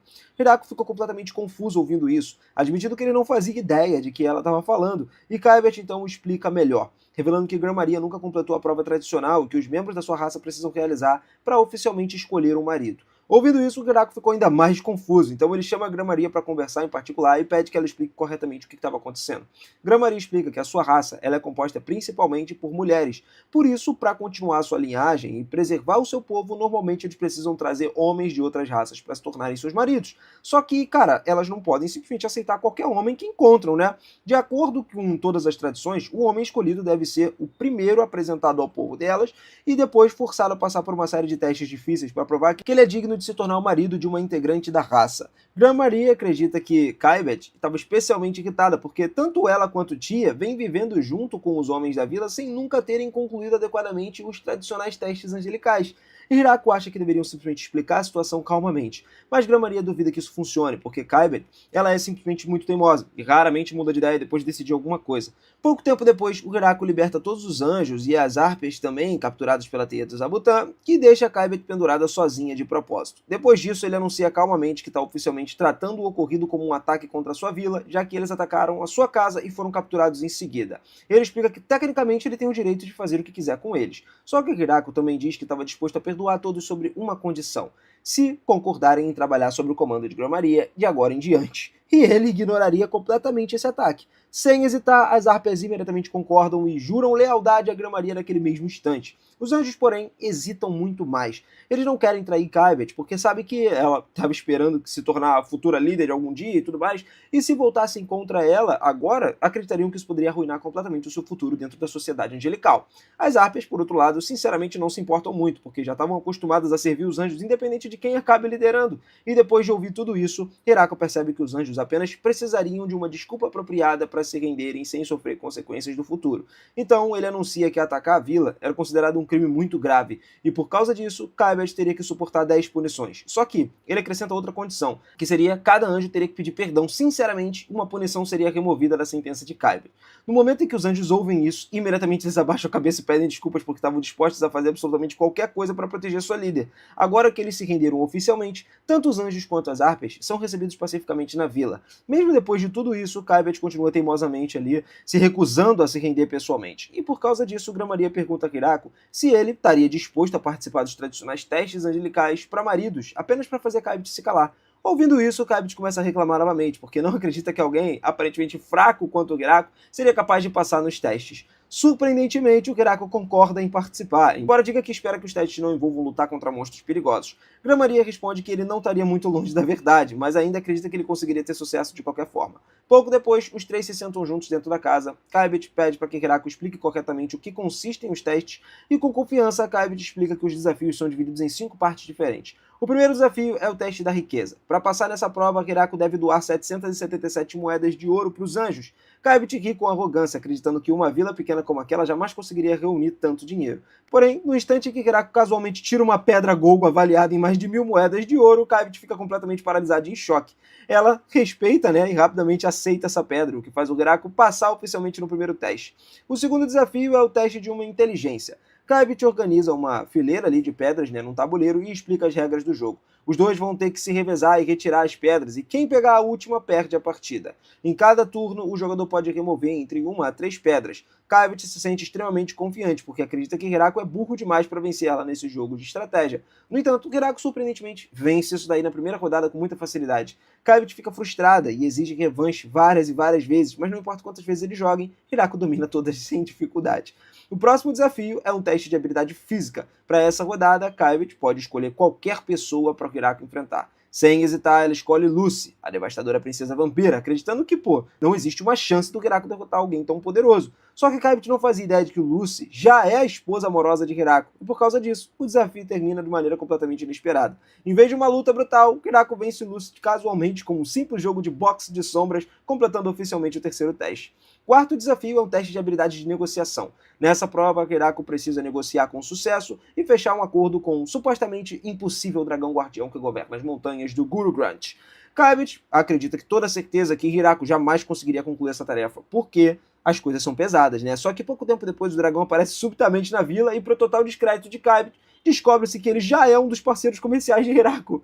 A situação deixa Kaibet completamente sem palavras, já que o desafio termina antes mesmo de realmente começar. O quinto e último desafio é um teste da sorte. Segundo Kaibet, tudo que o Hiraku precisa fazer é lançar uma moeda e conseguir cara. O Hiraku então joga a moeda e ela realmente cai em cara. Só que Kybit trapaceia secretamente no último segundo e vira rapidamente a moeda para a coroa, fazendo o Hiraku perder tecnicamente o desafio. Nesse momento, Tia aparece de repente e imediatamente usa sua magia para virar a moeda de volta para cara. Kybit tenta argumentar que usar magia assim vai contra as regras, mas ela sabe que é melhor não discutir diretamente com Tia, então rapidamente desiste de reclamar. Afinal de contas, o teste final chegou ao fim, então, e Hiraku conversa em particular com Tia sobre o comportamento estranho de Kybit, e Tia explica que, cara, a mãe de Kybit certa vez diminuiu as dificuldades dos testes do marido para poder se casar com um homem considerado inferior ao seu status social. Desde então, muitos anjos continuam falando mal dela pelas costas. Ouvindo isso, Hiraku finalmente entende por que a garota estava lá, sendo tão teimosa e defensiva em relação aos testes desde o começo. Pouco tempo depois, Kybit se aproxima de Hiraku e pede desculpas sinceras por agir de alguma forma tão agressiva e defensiva anteriormente. Hiraku nunca foi do tipo de pessoa que guarda rancor, então ele aceita calmamente o pedido de desculpas e recebe oficialmente na vila. Por enquanto, tanto os anjos quanto as harpas decidem permanecer juntos na Vila 1. Surpreendentemente, Kybit acaba se mostrando bastante calma e razoável em circunstâncias normais. Embora ela ainda fique animada demais, de vez em quando, depois de beber álcool, as coisas geralmente permanecem pacíficas. As harpas logo começaram a se ajudar ali e ajudar a vila, com suporte aéreo. Grã-Maria, junto com os outros moradores, ficaram extremamente felizes, por contar com a sua ajuda. E no dia seguinte, Hiraku percebe de repente um dragão gigante voando pelos céus acima da vila. A princípio, eles acreditam que o dragão estava se preparando para atacá-los, só que o dragão subitamente se transforma num humano e implora que Hiraku deixe ele ficar hospedado na vila. Hiraku, sem hesitar muito tempo, vê o recém-chegado, apresenta ele como Dan, e logo é revelado que Dan é na verdade o irmão mais novo de Hakarin, e também o filho caçula de Jimmy. Dan acaba explicando que veio para a vila porque estava fugindo de alguém. Ouvindo isso, Hiraku imediatamente imagina que algum inimigo aterrorizante deve estar perseguindo ele, e pouco depois um enorme dragão aparece subitamente do lado de fora da vila. No começo, Hiraku acredita que aquele dragão seja o perigoso inimigo que Dan estava falando, só que o dragão rapidamente se transforma numa jovem mulher que se apresenta como Quan, a mulher destinada a se tornar a futura noiva de Dan. E aí, mano, por algum motivo, Dan, ele parecia absolutamente aterrorizado com ela. Jimmy, então, tenta rapidamente acalmar a situação, explicando a maneira constrangedora que Dan simplesmente não tem se sentido muito bem ultimamente. Só que apenas a presença intimidadora de Quan já era o suficiente para fazer até mesmo o Jimmy começar a tremer de medo. Quan, então, explica que Dom, ele estava evitando completamente a sua presença recentemente. Segundo ela, ele até começou a falar de alguns encontros a dois e tal. Enquanto continuavam falando, ela lentamente ficou mais irritada e pergunta se Dan tá secretamente planejando cancelar o casamento deles de uma vez por todas. Mas antes que a situação pudesse sair de controle, ficar ainda mais tensa, o Hiraku ele interrompe e de repente diz que gostaria de conversar com Damin um pouquinho, em particular. Então, o Hiraku leva o garoto lá para a sala separada e no início ele tenta de alguma forma fugir de novo, mas o Hiraku impede e diz que não adianta ele tentar escapar, porque ele nunca vai conseguir evitar a Quan para sempre. E o Hiraku diz para ele parar de fugir e enfrentar o casamento como um homem. Só que o garoto admite que ainda sente um medo genuíno de Quan. Em seguida, Dan explica que, cara, existem várias coisas que Quan faz que deixam ele desconfortável. Ele gostaria que ela mudasse esses hábitos. Segundo ele, se ela corrigisse esses problemas, sinceramente, ele nunca se importaria em se casar com ela. E depois de ouvir isso, o Hiraku pega várias folhas de papel, diz para ele escrever uma carta detalhada explicando tudo que gostaria que a futura esposa melhorasse ou mudasse, e enquanto tá lá escrevendo essa carta, o Hiraku sai para conversar em particular com Quan. Hiraku explica a ela que Dan, ele tá escrevendo todas as coisas que espera que a sua futura esposa mude. Porém, Hiraku também diz que um casamento não é simples, não é uma coisa sobre obedecer tudo que uma pessoa diz. Ele explica que Dan também precisa entender e respeitar os sentimentos de Quan. E depois disso, Hiraku entrega algumas folhas de papel para Quan também e pede para que ela escreva todas as suas próprias expectativas e sentimentos com relação ao Dan.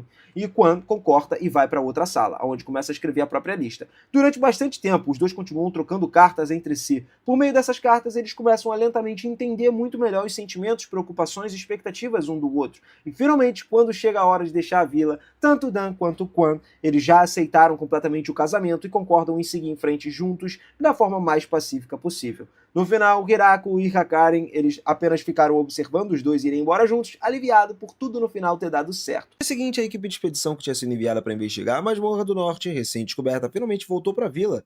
Eles conseguiram voltar em segurança, trazendo várias víboras sangrentas com eles. Depois de derrotarem as criaturas perigosas durante a exploração, o Hiraku ele ficou claramente animado, vendo que trouxeram eles de volta sem perder tempo e começou imediatamente a preparar a carne para todos comerem uma refeição decente.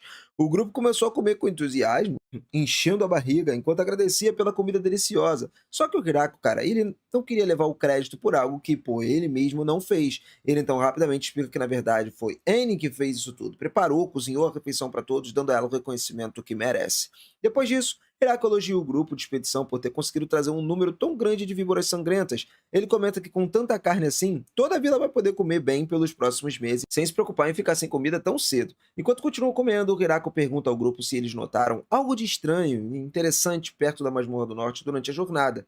Eles contam que ouviram alguns gigantes falando sobre fontes termais que ficam em algum lugar próximo à área da Masmorra do Norte, embora não tenham conseguido confirmar a localização exata. Quando o Hiraku ouve essa informação, ele percebeu imediatamente que existe a possibilidade de haver uma fonte termal naquela região da Masmorra do Norte. Por isso eles decidem rapidamente que precisam organizar uma expedição para poder entender isso tudo, né, o mais rápido possível para localizar essas fontes termais. As garotas ficam confusas ao ouvir isso, porque não entendem muito bem o que é uma fonte termal, nem por que ela seria importante o bastante para justificar outra expedição. Então o Hiraku começa a explicar detalhadamente o que é uma fonte termal. Depois da sua explicação e de convencer um pouco do grupo, elas finalmente concordam que eles têm que ir, têm que montar um plano para isso. Além disso, preparam uma equipe especial também para a expedição, porque ficaria encarregada de localizar a fonte termal. Quando Lucy observa mais de perto a equipe que estava se preparando para a missão, ela se surpreende ao ver o próprio Hirako pretendendo participar da viagem. E isso a deixa ainda mais chocada. Por quê? Já fazia muito tempo desde a última vez que o Hirako saía da vila. E o Hirako ele apenas responde que ele quer tocar mais na grama e tudo mais, e também explorar mais áreas, né? Agora que as coisas finalmente estão se estabilizando na vila, depois de tudo que aconteceu, ele sente que ele é um bom momento para ele sair mais, e conhecer um pouco do mundo, além daquilo que vinha administrando até agora. Tia e Grã Maria aceitam, acreditam que seria melhor entrar em contato com os gigantes, deixando que eles viessem primeiro até eles e tal. Só que o Graco, ele acha que essa abordagem poderia soar um pouco rude, desrespeitosa, né, para os gigantes. Então, em vez disso, ele decidiu fazer o quê? Sugeriu que eles mesmos continuassem pela floresta, encontrassem os gigantes diretamente e prosseguissem com cuidado. Nesse momento, Vá aparece ali de repente e pergunta se pode acompanhá-los, e o Hirako não tem nenhuma objeção real a isso, então concorda sem hesitar. Logo depois, Vá descobre que eles estavam planejando atravessar toda a floresta a pé e diz que não há necessidade de fazer isso, porque eles simplesmente podem teleportá-los. Ele abre um portal e todos são transportados para uma área mais profunda da floresta, próxima à região da montanha.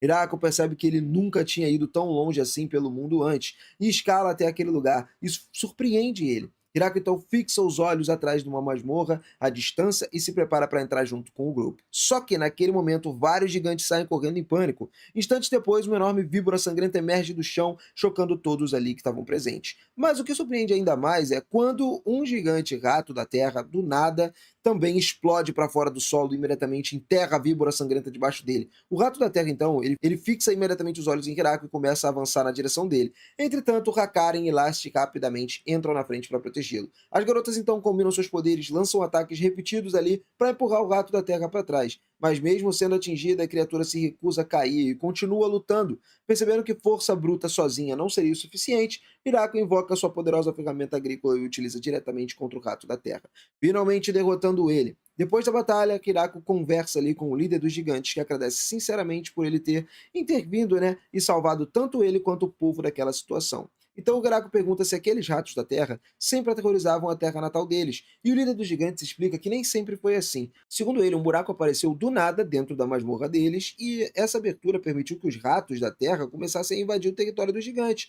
O Hirako ele rapidamente percebeu que a equipe de expedição que ele tinha enviado anteriormente pode ter sido responsável por criar aquela abertura. Por causa disso, ele assume a responsabilidade e faz uma reverência profunda quando pede desculpas aos gigantes pelos problemas causados. Só que o líder dos gigantes diz ao Hirako para não se preocupar tanto, afirmando que a culpa também não é inteiramente deles. Hirako fica feliz vendo que os gigantes são tão compreensivos assim. Então, para ajudá-los, ele conversa um pouquinho com o resto do grupo e todos decidem auxiliar os gigantes com o problema. Depois de discutirem mais a situação, as garotas concluem que seria perda de tempo simplesmente tentar tapar um buraco novamente. Assim, a melhor solução seria eliminar completamente todas as ameaças para poder impedir que eles continuem agindo por ali. Com essa decisão tomada, o grupo acaba se dividindo em duas equipes separadas. Uma delas fica responsável por eliminar os ratos da Terra, enquanto outra continuaria procurando pela fonte termal. Ao mesmo tempo, o Hirako acaba sendo colocado num grupo encarregado de procurar a fonte termal. Inicialmente, ele acha que deveria fazer parte da equipe de extermínio, já que também quer ajudar indiretamente contra os ratos da Terra. Só que Var diz que ele não precisa se preocupar com isso e insiste que ele deve permanecer focado no seu objetivo original, que é encontrar a fonte termal. Depois de ouvir isso, Hiráku e o seu grupo de busca partem e continuam a jornada mais profunda pela floresta em busca da localização da fonte termal. Depois de viajarem por algum tempo, eles finalmente encontram uma árvore estranha e incomumente grande, que possui marcas profundas de garras entalhadas ali na sua superfície.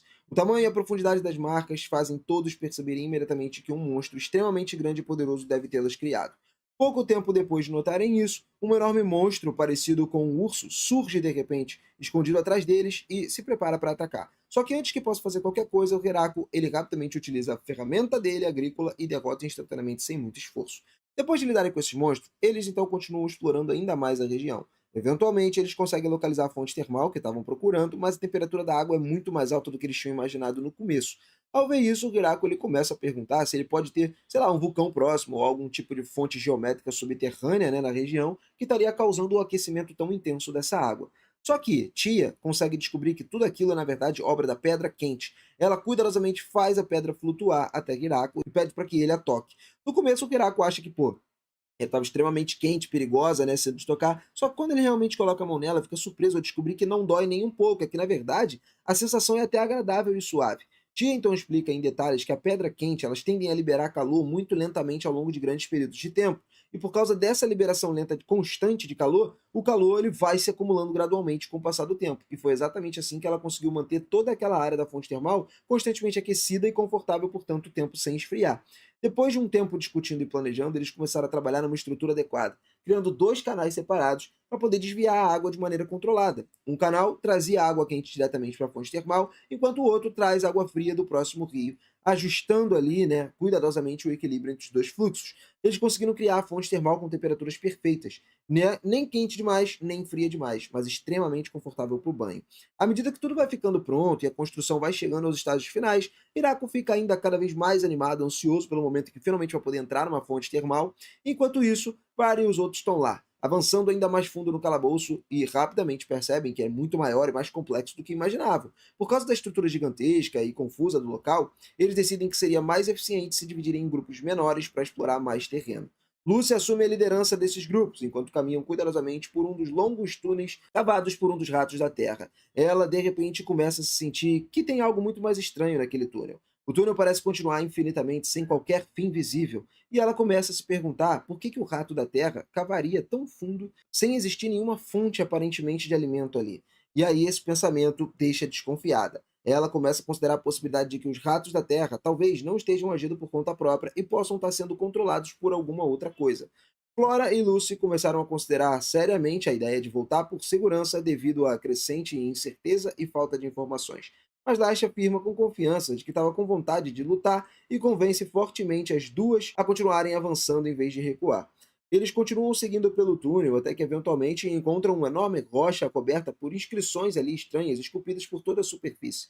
Acima daquelas rochas, eles também percebem que parece uma saída levando para outra mais acima e começam a considerar usar aquela passagem para reencontrarem com os outros do lado de fora. Porém, antes que eles possam tomar qualquer decisão, uma grande horda de ghouls despenca de cima deles e se prepara para atacá-los de uma vez só. Flora e Lucy rapidamente começam a pensar em como lidar com a situação de forma calma e racional, mas Darcy já avança imediatamente, sem esperar, com um poderoso ataque do sopro de fogo para exterminar os ghouls numa única explosão devastadora. Infelizmente, as chamas se espalham muito mais do que pretendiam e acabaram incendiando parte da floresta ao redor do túnel, forçando o restante do grupo a agir muito rápido para poder conter a bagunça e os danos causados por ela. Felizmente, eles conseguem apagar o fogo a tempo, né, antes de causar danos irreversíveis ao ambiente. Exatamente ao mesmo tempo, o Hiraku anuncia a construção de uma fonte termal finalmente concluída. As garotas observam agora a entrada pronta, ficando extremamente impressionadas com o fato do Hiraku ter conseguido organizar, projetar e concluir um projeto tão grande em tão pouco tempo e com recursos limitados. Hiraku então explica que as áreas de banho foram separadas ali em seções masculinas e femininas, para que todos possam usar a fonte termal confortável sem situações constrangedoras. Pouco depois, os garotos aparecem aproveitando felizes as fontes termais, relaxando na água quente e admitem que Hiraku ele teve certo o tempo todo, porque a fonte realmente valeu a pena. Hiraku também é mostrado ali na sua própria seção separada da fonte termal, aproveitando calmamente a água quente. Enquanto ele relaxa, eles começam a pensar que no futuro provavelmente vão precisar expandir e desenvolver ainda mais toda a área das fontes termais, porque toda a vila ela poderia vir até ali e aproveitar os banhos juntos. No entanto, naquele exato momento, Hirako percebe de repente que já faz bastante tempo desde a última vez que viu Var e o grupo dele. Isso faz com que ele se pergunte aonde eles podem ter ido, e se ainda estão dentro do calabouço ou se algo inesperado aconteceu com eles. Enquanto isso, Var e o seu grupo continuam bem fundo lá no calabouço, claramente se divertindo enquanto derrotam um grupo de monstros de esqueleto. Mas numa área ainda mais profunda da dungeon, um poderoso chefe esqueleto conhecido como Senhor da Morte finalmente renasce. No instante em que ele desperta, ele declara que vai destruir o selo abominável, custe o que custar. Quando na manhã finalmente chega, temos lá a Very e sua equipe, né, retornando da investigação subterrânea, e o Giraco imediatamente pergunta se eles conseguiram descobrir por que os monstros estavam aparecendo na superfície. Very explica que o problema era causado por uma enorme quantidade de mortos-vivos escondidos sob a terra. Só que Hakarin rapidamente expulsou todos eles, então ele acredita que a vila ficaria segura, né, de ataque de monstros por algum tempo. Barry foi acabar falando, admitindo que queria investigar a área subterrânea com mais cuidado, descobrir mais sobre o que estava acontecendo, mas infelizmente, antes que pudesse fazer isso, tudo já tinha se transformado em cinzas. Hirako entende essa parte, né? Mas tem uma outra coisa que deixa ele completamente confuso. Ao lado de Var estava uma pequena criança, e Hirako não faz ideia de quem ela seja. Var explica claramente que aquela garotinha é, na verdade, a líder dos monstros mortos-vivos, e o cara ficou completamente chocado, né? Porque jamais imaginou o líder de um grupo tão aterrorizante de monstros ser apenas uma menininha. Então é revelado que a criança é o mesmo Senhor da Morte de antes. Aparentemente, Hakari encontrou ali, lá no subterrâneo, arrancou sua cabeça esquelética e atingiu um poderoso sopro de fogo. Só que em vez de destruir ela completamente, esse ataque acabou transformando ela numa jovem garota. Além disso, ela também parece ter perdido as suas memórias, né? Por causa disso, o Verif acredita que, pô, não tem problema, ela não pretende fazer mal pra ninguém, então não teve coragem de abandonar ela sozinha no subterrâneo, né? Hirako, ele entende o raciocínio de Vari e concorda em trazer ela pra vila, isso foi a decisão certa. Então Hirako se abaixa diante da garota e gentilmente pergunta o seu nome. A pequena menina se apresenta como Oza e confirma que não consegue se lembrar absolutamente de nada do seu passado. Então é revelado que há muito tempo Oza, ela despertou de um sono profundo como o Senhor da Morte e quando acordou já não se lembrava mais de quem tinha sido antes. A única coisa que sabia era que agora era chamada de Senhor da Morte. Algo misterioso a despertou e deu uma única ordem: destruir o selo colocado naquela terra. Sem memórias e sem qualquer outro propósito para guiar ela, Oz ela fez o quê? Simplesmente obedeceu esse caminho. Primeiro, ela criou vários golems da terra, embora fossem lutadores fracos, eram exatamente úteis, né, para poder cavar túneis subterrâneos. Os golems da terra continuavam cavando sem parar, até finalmente encontrarem os selos pela primeira vez. E Osa ela fez o quê? Sentiu satisfação, acreditando que tinha concluído sua missão, só que logo percebeu que ainda existiam mais selos escondidos em algum lugar no subterrâneo, e por causa disso ela ordenou que os golems continuassem cavando cada vez mais fundo. Eventualmente, eles descobriram uma caverna cheia de esqueletos. Usando seus poderes como Senhor da Morte, Osa colocou todos os esqueletos ali sob seu controle e fez ajudar, né, nas escavações também. Com o passar do tempo, as forças de Osa continuaram crescendo. Ela chegou até mesmo a domesticar topeiras gigantes para poder tomar as escavações ali mais rápidas e mais eficientes. Só que durante todos aqueles anos, Osa começou lentamente a questionar a si mesma. Ela se perguntava se cavar buracos eternamente realmente era o propósito de alguém tão poderoso quanto o Senhor da Morte. Ainda assim, quando não tinha nada para fazer, nenhum outro propósito na vida, ela simplesmente continuou seguindo as suas ordens. E durante décadas, Osa e seu exército continuaram escavando o subterrâneo. Eventualmente, eles finalmente encontraram outro selo da Pedra Negra. Todos comemoraram, né, aquela conquista juntos. E mesmo sem saber quantos selos ainda restavam, jurava que eventualmente encontrariam e destruiriam cada um deles. Mas antes que pudesse continuar sua missão, Hakarin apareceu do nada e acertou um chute no seu rosto. Depois daquele ataque, Osa se transformou na pequena garota que agora perdeu completamente as memórias que tinha acontecido. De volta ao presente, Tia e os outros questionaram o Hirako, né, se realmente era uma boa ideia permitir que Osa permanecesse na vila, e o Hirako responde que eles deveriam pelo menos cuidar dela até que recuperasse suas memórias. Uma das garotas então percebeu o nome Osa e comentou que fez lembrar da lendária rainha heroína. Por um breve momento, ela se pergunta se Osa poderia realmente ser a mesma pessoa. Só que ela descartou rapidamente essa ideia, né? Já que parece uma ideia meio absurda demais para ser verdade. Logo depois ela pergunta a Hirako ali se estaria tudo bem levar Osa para tomar banho. E o Hirako concordou sem hesitar. Ao mesmo tempo, Hirako e Very estão lá relaxando juntos em um banho quente. E Very agora parece estar aproveitando especialmente o momento. Enquanto descansa na água, ele até menciona, né, um ponto importante. Mesmo que todos os monstros da dungeon tenham desaparecido por enquanto, eles ainda devem selar a entrada da masmorra para impedir que novos monstros entrem na superfície ou lá dentro futuramente. Ainda assim, antes de lidar com o problema, os dois decidem relaxar no banho por mais um tempinho. Enquanto isso, depois que Anne termina de dar o banho em Osa, fica claro que ela não estava gostando muito da água quente, porque a sua pele é extremamente sensível, né? E querendo se sentir mais confortável, Osa pede que Anne entre na banheira com ela. dizendo que isso faria ela se sentir melhor. Anne concorda e entra no banho junto dela. Porém, a situação fica estranha e, de repente, quando Hakarin e Last entram na sala, encontram as duas tomando banho juntas. Envergonhada, Osa imediatamente sai correndo da banheira enquanto faz caretas para ela, e Anne rapidamente corre atrás dela. Depois de algum tempo, Ki termina de tomar o seu próprio banho e se sente completamente revigorada. Ela então conta a Graco e Tia ali que pretendia retomar o reino de Garlet porque ainda possui deveres sacerdotais ali para que precisam ser cumpridos. Graco e Tia desejam uma boa viagem para ela, uma viagem segura, e pouco tempo depois, Kybit voa para longe.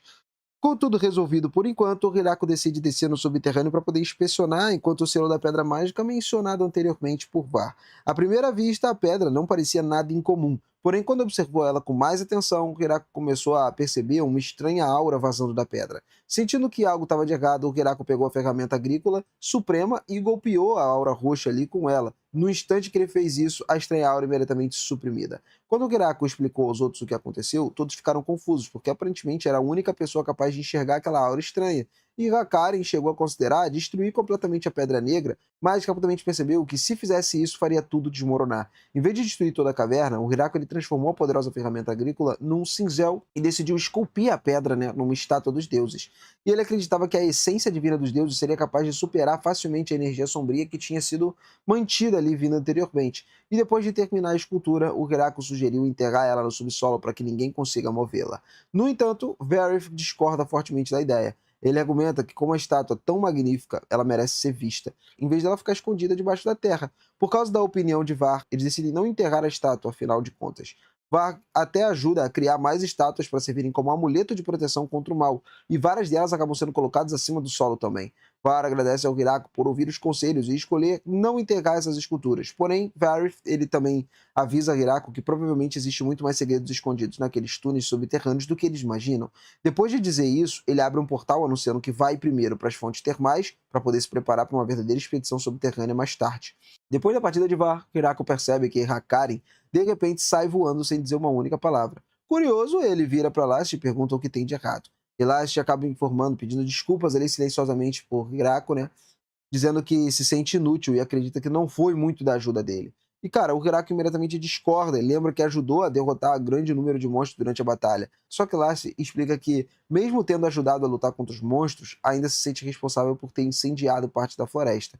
Hirako tinha avisado para que ela não usasse o sopro de fogo, mas ela acabou usando mesmo assim. Ainda assim, o Hirako sente a situação que é, na verdade, culpa dele próprio, né? Porque, pô, foi ele quem enviou ela para uma missão tão perigosa em primeiro lugar. Por causa disso, ele acaba pedindo desculpas para ela. Rapidamente, Lassie diz para ele que não precisa se desculpar tanto. Ela afirma que alguém importante como ele não deveria ficar se rebaixando constantemente ao pedir desculpas para os outros. Hirako entende e diz a ela que ele promete manter o conselho em mente. E depois disso, Hirako vai verificar como Hikarin está, já que, pô, ela parece meio chateada, só que acaba descobrindo que estava apenas preocupada, né, com a segurança dele o tempo todo. Assim que eles conversam, e isso esclarece tudo, o mal-entendido entre eles é rapidamente resolvido. Enquanto isso, Varys e sua equipe subterrânea continuam procurando pelas pedras negras nas profundezas dos túneis, e durante a busca eles encontram um túnel inacabado e decidem continuar cavando mais adiante.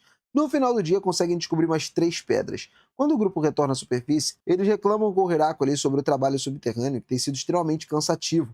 Hirako então pergunta se deveria acompanhá-los da próxima vez para ajudar, mas eles rapidamente recusam e dizem que, pô, ele ficar para trás seria melhor, né, porque os túneis subterrâneos podem ser extremamente perigosos. Mesmo assim, Varys e os outros continuam sua busca subterrânea dia após dia, cavando incessantemente pelos túneis, na esperança de encontrar a pedra final. Só que depois de tanto tempo procurando sem encontrar nada, eles começam a lentamente se perguntar se essa última pedra realmente existe. Apesar das dúvidas, nenhum deles estava disposto a desistir. Então eles continuam cavando de qualquer maneira, mas passar tanto tempo presos no subterrâneo começa a afetar mentalmente as garotas. A escavação interminável, o isolamento, isso vai desgastando cada vez mais todas elas. Mas depois de uma busca incrivelmente longa, finalmente eles descobrem a última pedra. No momento em que encontram, as garotas imediatamente desabam no chão de alívio, porque a busca exaustiva finalmente acabou. E logo depois de retornar à superfície, vão direto às fontes termais para relaxar e se recuperar por todo o trabalho pesado. Vendo como todos parecem completamente exaustos, o Hirako ele decide que eles deveriam preparar algum tipo de recompensa especial para agradar todos os esforços delas. No entanto, Var rapidamente lembra Hirako de que ainda tem muito trabalho a ser feito, porque agora todas as pedras precisam ser esculpidas em estátuas dos deuses. E ao observar o quão animado o Var ficou, de repente, Hirako percebe que criar estátuas provavelmente era o verdadeiro motivo pela qual o Var estava tão ansioso para poder procurar as pedras desde o começo. Volta ao nosso grupinho, eles retornam para a aldeia, encontrando todos comemorando com um grande banquete depois de muito tempo. Os participantes da expedição contam tudo que eles viveram lá, enquanto o Hirako ele pensou que aquele era o momento perfeito para finalmente relaxar e descansar. Ele agradece às garotas por todo o trabalho árduo que realizaram e Tia confirma que realmente foi um trabalho muito difícil. Tão difícil que elas quase atravessaram de cabeça ali naquele maldito progenitor. E sinceramente, cara, ela tem razão. Hirako ficou confiante, já que pelo menos conseguiram dissipar aquela energia sombria e espera que tudo corra bem daqui pra frente. Nesse momento, ele percebe a presença de Faisal e comenta que é bastante raro vê-lo por ali e tal, num banquete como aquele, e Weisel responde que estava muito ocupado, por isso precisou recusar todos os convites anteriores. Mas agora que todos os problemas foram resolvidos, eles finalmente podem relaxar e aproveitar a festa. Hirako pergunta quem é o homem que estava conversando com o Dragin lá, e Weisel explica que ele é Radan, um dos 4 generais do Rei Demônio, responsável pelos assuntos internos do reino. Por coincidência, Radan comenta com Dragin que os encrenqueiros que causavam problemas dentro das fronteiras finalmente parecem ter mudado de atitude. Dragin responde que até mesmo alguém que se opunha ao seu pai parece do nada para pedir desculpas, e embora não haja uma explicação para isso, o melhor a se fazer é comemorar com uma boa bebida. No entanto, ao fazer um brinde, Radan ele acaba derramando bebida na gravata de Dragin ali sem querer, e como um grande covarde que é, ele imediatamente se curva e pede desculpas. Vazel também se desculpa, completamente apavorado, né, pela imprudência do seu subordinado. E Dragin, ele, diz que não precisa se preocupar, né, até comenta que aquele subordinado foi muito bem treinado, porque a reverência que fez foi simplesmente espetacular. Por outro lado, o progenitor comenta com o Hirako que agora ele estava se sentindo ótimo e renovado depois de passar um tempo nas águas termais. Hirako fica feliz ouvindo isso, mencionando que, de repente, todas as preocupações de todos desapareceram do nada. O progenitor responde que o seu subordinado também lhe relataram a mesma coisa, mas naquele momento o mais importante era conversar sobre aquela coisa ali. Hirako respondeu que aquilo é um slime divino, porém o progenitor esclarece que não estava falando do slime, mas sim da criatura do lado dele. E o Hirako responde que é só um gato. O progenitor acaba falando que sim, eu sei muito bem disso, né? O que ele quer saber é desde quando o Hirako tem aquele gato. E no flashback, o Hirako se lembra de que quando ele voltou para a aldeia, ele simplesmente encontrou um gato naquele lugar. Como ele parecia não ter para onde ir, ele acabou sendo adotado. Então, assim, anteriormente o Hirako pensava que alguém tinha levado ele até ali, mas aparentemente ninguém sabia de nada. O progenitor considera tudo isso bastante suspeito. Mas, como o pequeno gato nunca causou problemas para o Zabutan nem procurou, então tá tranquilo, ele tá livre para ficar ali se ele quiser. Enquanto isso, em outro flashback, no local onde caiu o meteoro que transportava o arquidemônio, ele revela que há muito tempo foi derrotado em uma batalha contra os perversos deuses. E aí, é um pouco engraçado ouvir um arquidemônio chamar deuses de perversos, né? Mas a lógica dos animes funciona assim mesmo, é tudo ao contrário. Ele explica que permaneceu selado por incontáveis anos, e ainda assim nunca pensou em desistir. Ele passou todo esse tempo se preparando para que, no dia do seu retorno, ele fosse o último dia dos deuses. O problema é que, de repente, uma das pedras que mantinham o selado assumiu a forma de um deus da criação, e isso fortaleceu ainda mais o seu selo. Mesmo assim, ele não pretendia parar. Um simples fortalecimento de selo não seria suficiente para detê-lo, mas a situação piorou quando o restante das pedras também começou a assumir a forma dos deuses. Isso causou uma dor intensa e esmagadora, e logo depois ele apareceu em outro lugar sem entender o que tinha acontecido. E para piorar, estava dentro do corpo de um gato completamente comum. Diante disso, restava apenas uma opção: desistir ou simplesmente aceitar o seu destino. Enquanto isso, no reino dos deuses, eles discutem o que deveriam fazer com aquela criatura. O deus da criação explica para a filha que as estátuas esculpidas por Hirako aplicaram um castigo divino ao arquidemônio e, ao mesmo tempo, conduziram à salvação. A deusa da agricultura pergunta se renascer como um gato realmente pode ser considerado uma forma de salvação. E bem, se você me perguntar, eu diria que sim, né? Até porque se eu renascesse como um gato doméstico e não um gato de rua, isso praticamente seria um paraíso. Porque gato doméstico, cara, passa o dia inteiro dormindo e, o condenado vive sem preocupações ali, né? O que mais alguém poderia querer? Enfim, a deusa agrícola aqui, ela comenta que na prática ele se tornou um agente divino. No entanto, o deus da criação explica que ele não deseja esse tipo de posição. Tudo que ele quer é viver uma vida tranquila, e ele faria o possível para garantir a sua nova vida que seja exatamente como desejar. Porém, a deusa lembra ele de que toda aquela situação aconteceu por culpa dele, já que foi ele quem o enviou para a Floresta da Morte em primeiro lugar. Mesmo assim, o deus da criação responde que é preciso olhar para o lado positivo. Agora o Hirako realiza grandes feitos, e de certa forma tudo isso aconteceu graças a ele, então pede à filha que finalmente o liberte daquele castigo de passar 300 anos sentado na mesma posição.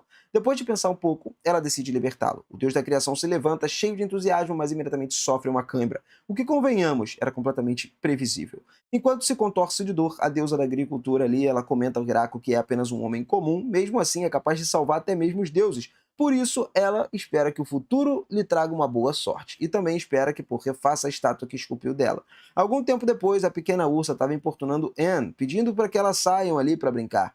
E Hakuren acaba observando tudo isso com uma expressão irritada. Ela avisa a ursa que tem bastante tempo livre, duas poderiam brincar juntas, mas a menina recusa. Ao perceber que a ursa não quer passar o tempo com ela, Hakuren vai embora irritada, observando a garota se divertir ali do lado das empregadas. Em outra cena, vemos a ursa se adaptando muito bem à vida naquele lugar, apesar de não possuir memórias. Ela é uma garota muito alegre e acostumou rapidamente a essa nova rotina. E depois, vemos a ursa conversando com Last. A menina pede para que ele se transforme e Last atende o pedido de agradá-la. Hakuren observa tudo com inveja, e ao perceber que a ursa gostou da transformação de Last, ela também se transforma, mas acaba sendo completamente ignorada. Por outro lado, Hirako pergunta às empregadas se viu Hakuren. Os alunos da aula de leitura e escrita estavam esperando por ela, só que a empregada informa a todos que teriam que estudar sozinhos naquele dia porque Hakuren foi dormir.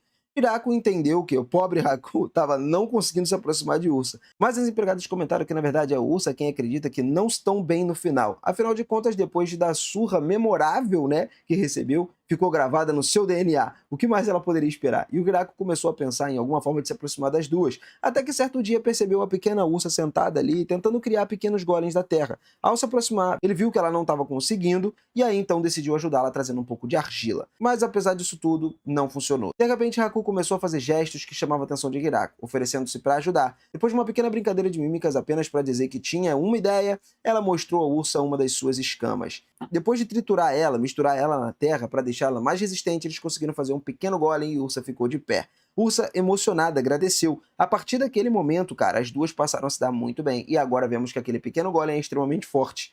Urushi pergunta a Hirako então o que exatamente é aquilo, e o Hirako ele revela que se trata de um pequeno golem que eles fizeram juntos usando uma escama de dragão. Urushi fica surpresa, porque as escamas de dragão são um dos materiais mais valiosos que existem, já que ajudam potencializando ali todo tipo de magia. Só que para trabalhar com elas, normalmente seria necessário um forno mágico do tamanho de uma casa. E o Hirako então conta que Hakuren simplesmente tirou uma das escamas próprias das mãos, e ela também explica que essas escamas caem o tempo todo quando estão na sua forma de dragão, e que na verdade possuem um depósito inteiro repleto delas. Urushi avisa que se todas aquelas escamas chegassem ao mercado de uma só vez, o mundo inteiro mergulharia no caos. Por isso, o melhor seria guardar elas e encontrar uma forma adequada de utilizar elas aos poucos. Mas por enquanto, o importante é aproveitar aquela cena emocionante. Algum tempo depois, um grande estrondo ecoa pela aldeia. Quando o Hirako sai para poder investigar, ele encontra as elfas da montanha experimentando as suas lançadoras de pedras. Hirako informa que aquilo é uma catapulta e pergunta se pretendem usar, e elas respondem que não tinham nenhum objetivo específico, apenas acharam que poderia ser útil para arremessar objetos pesados.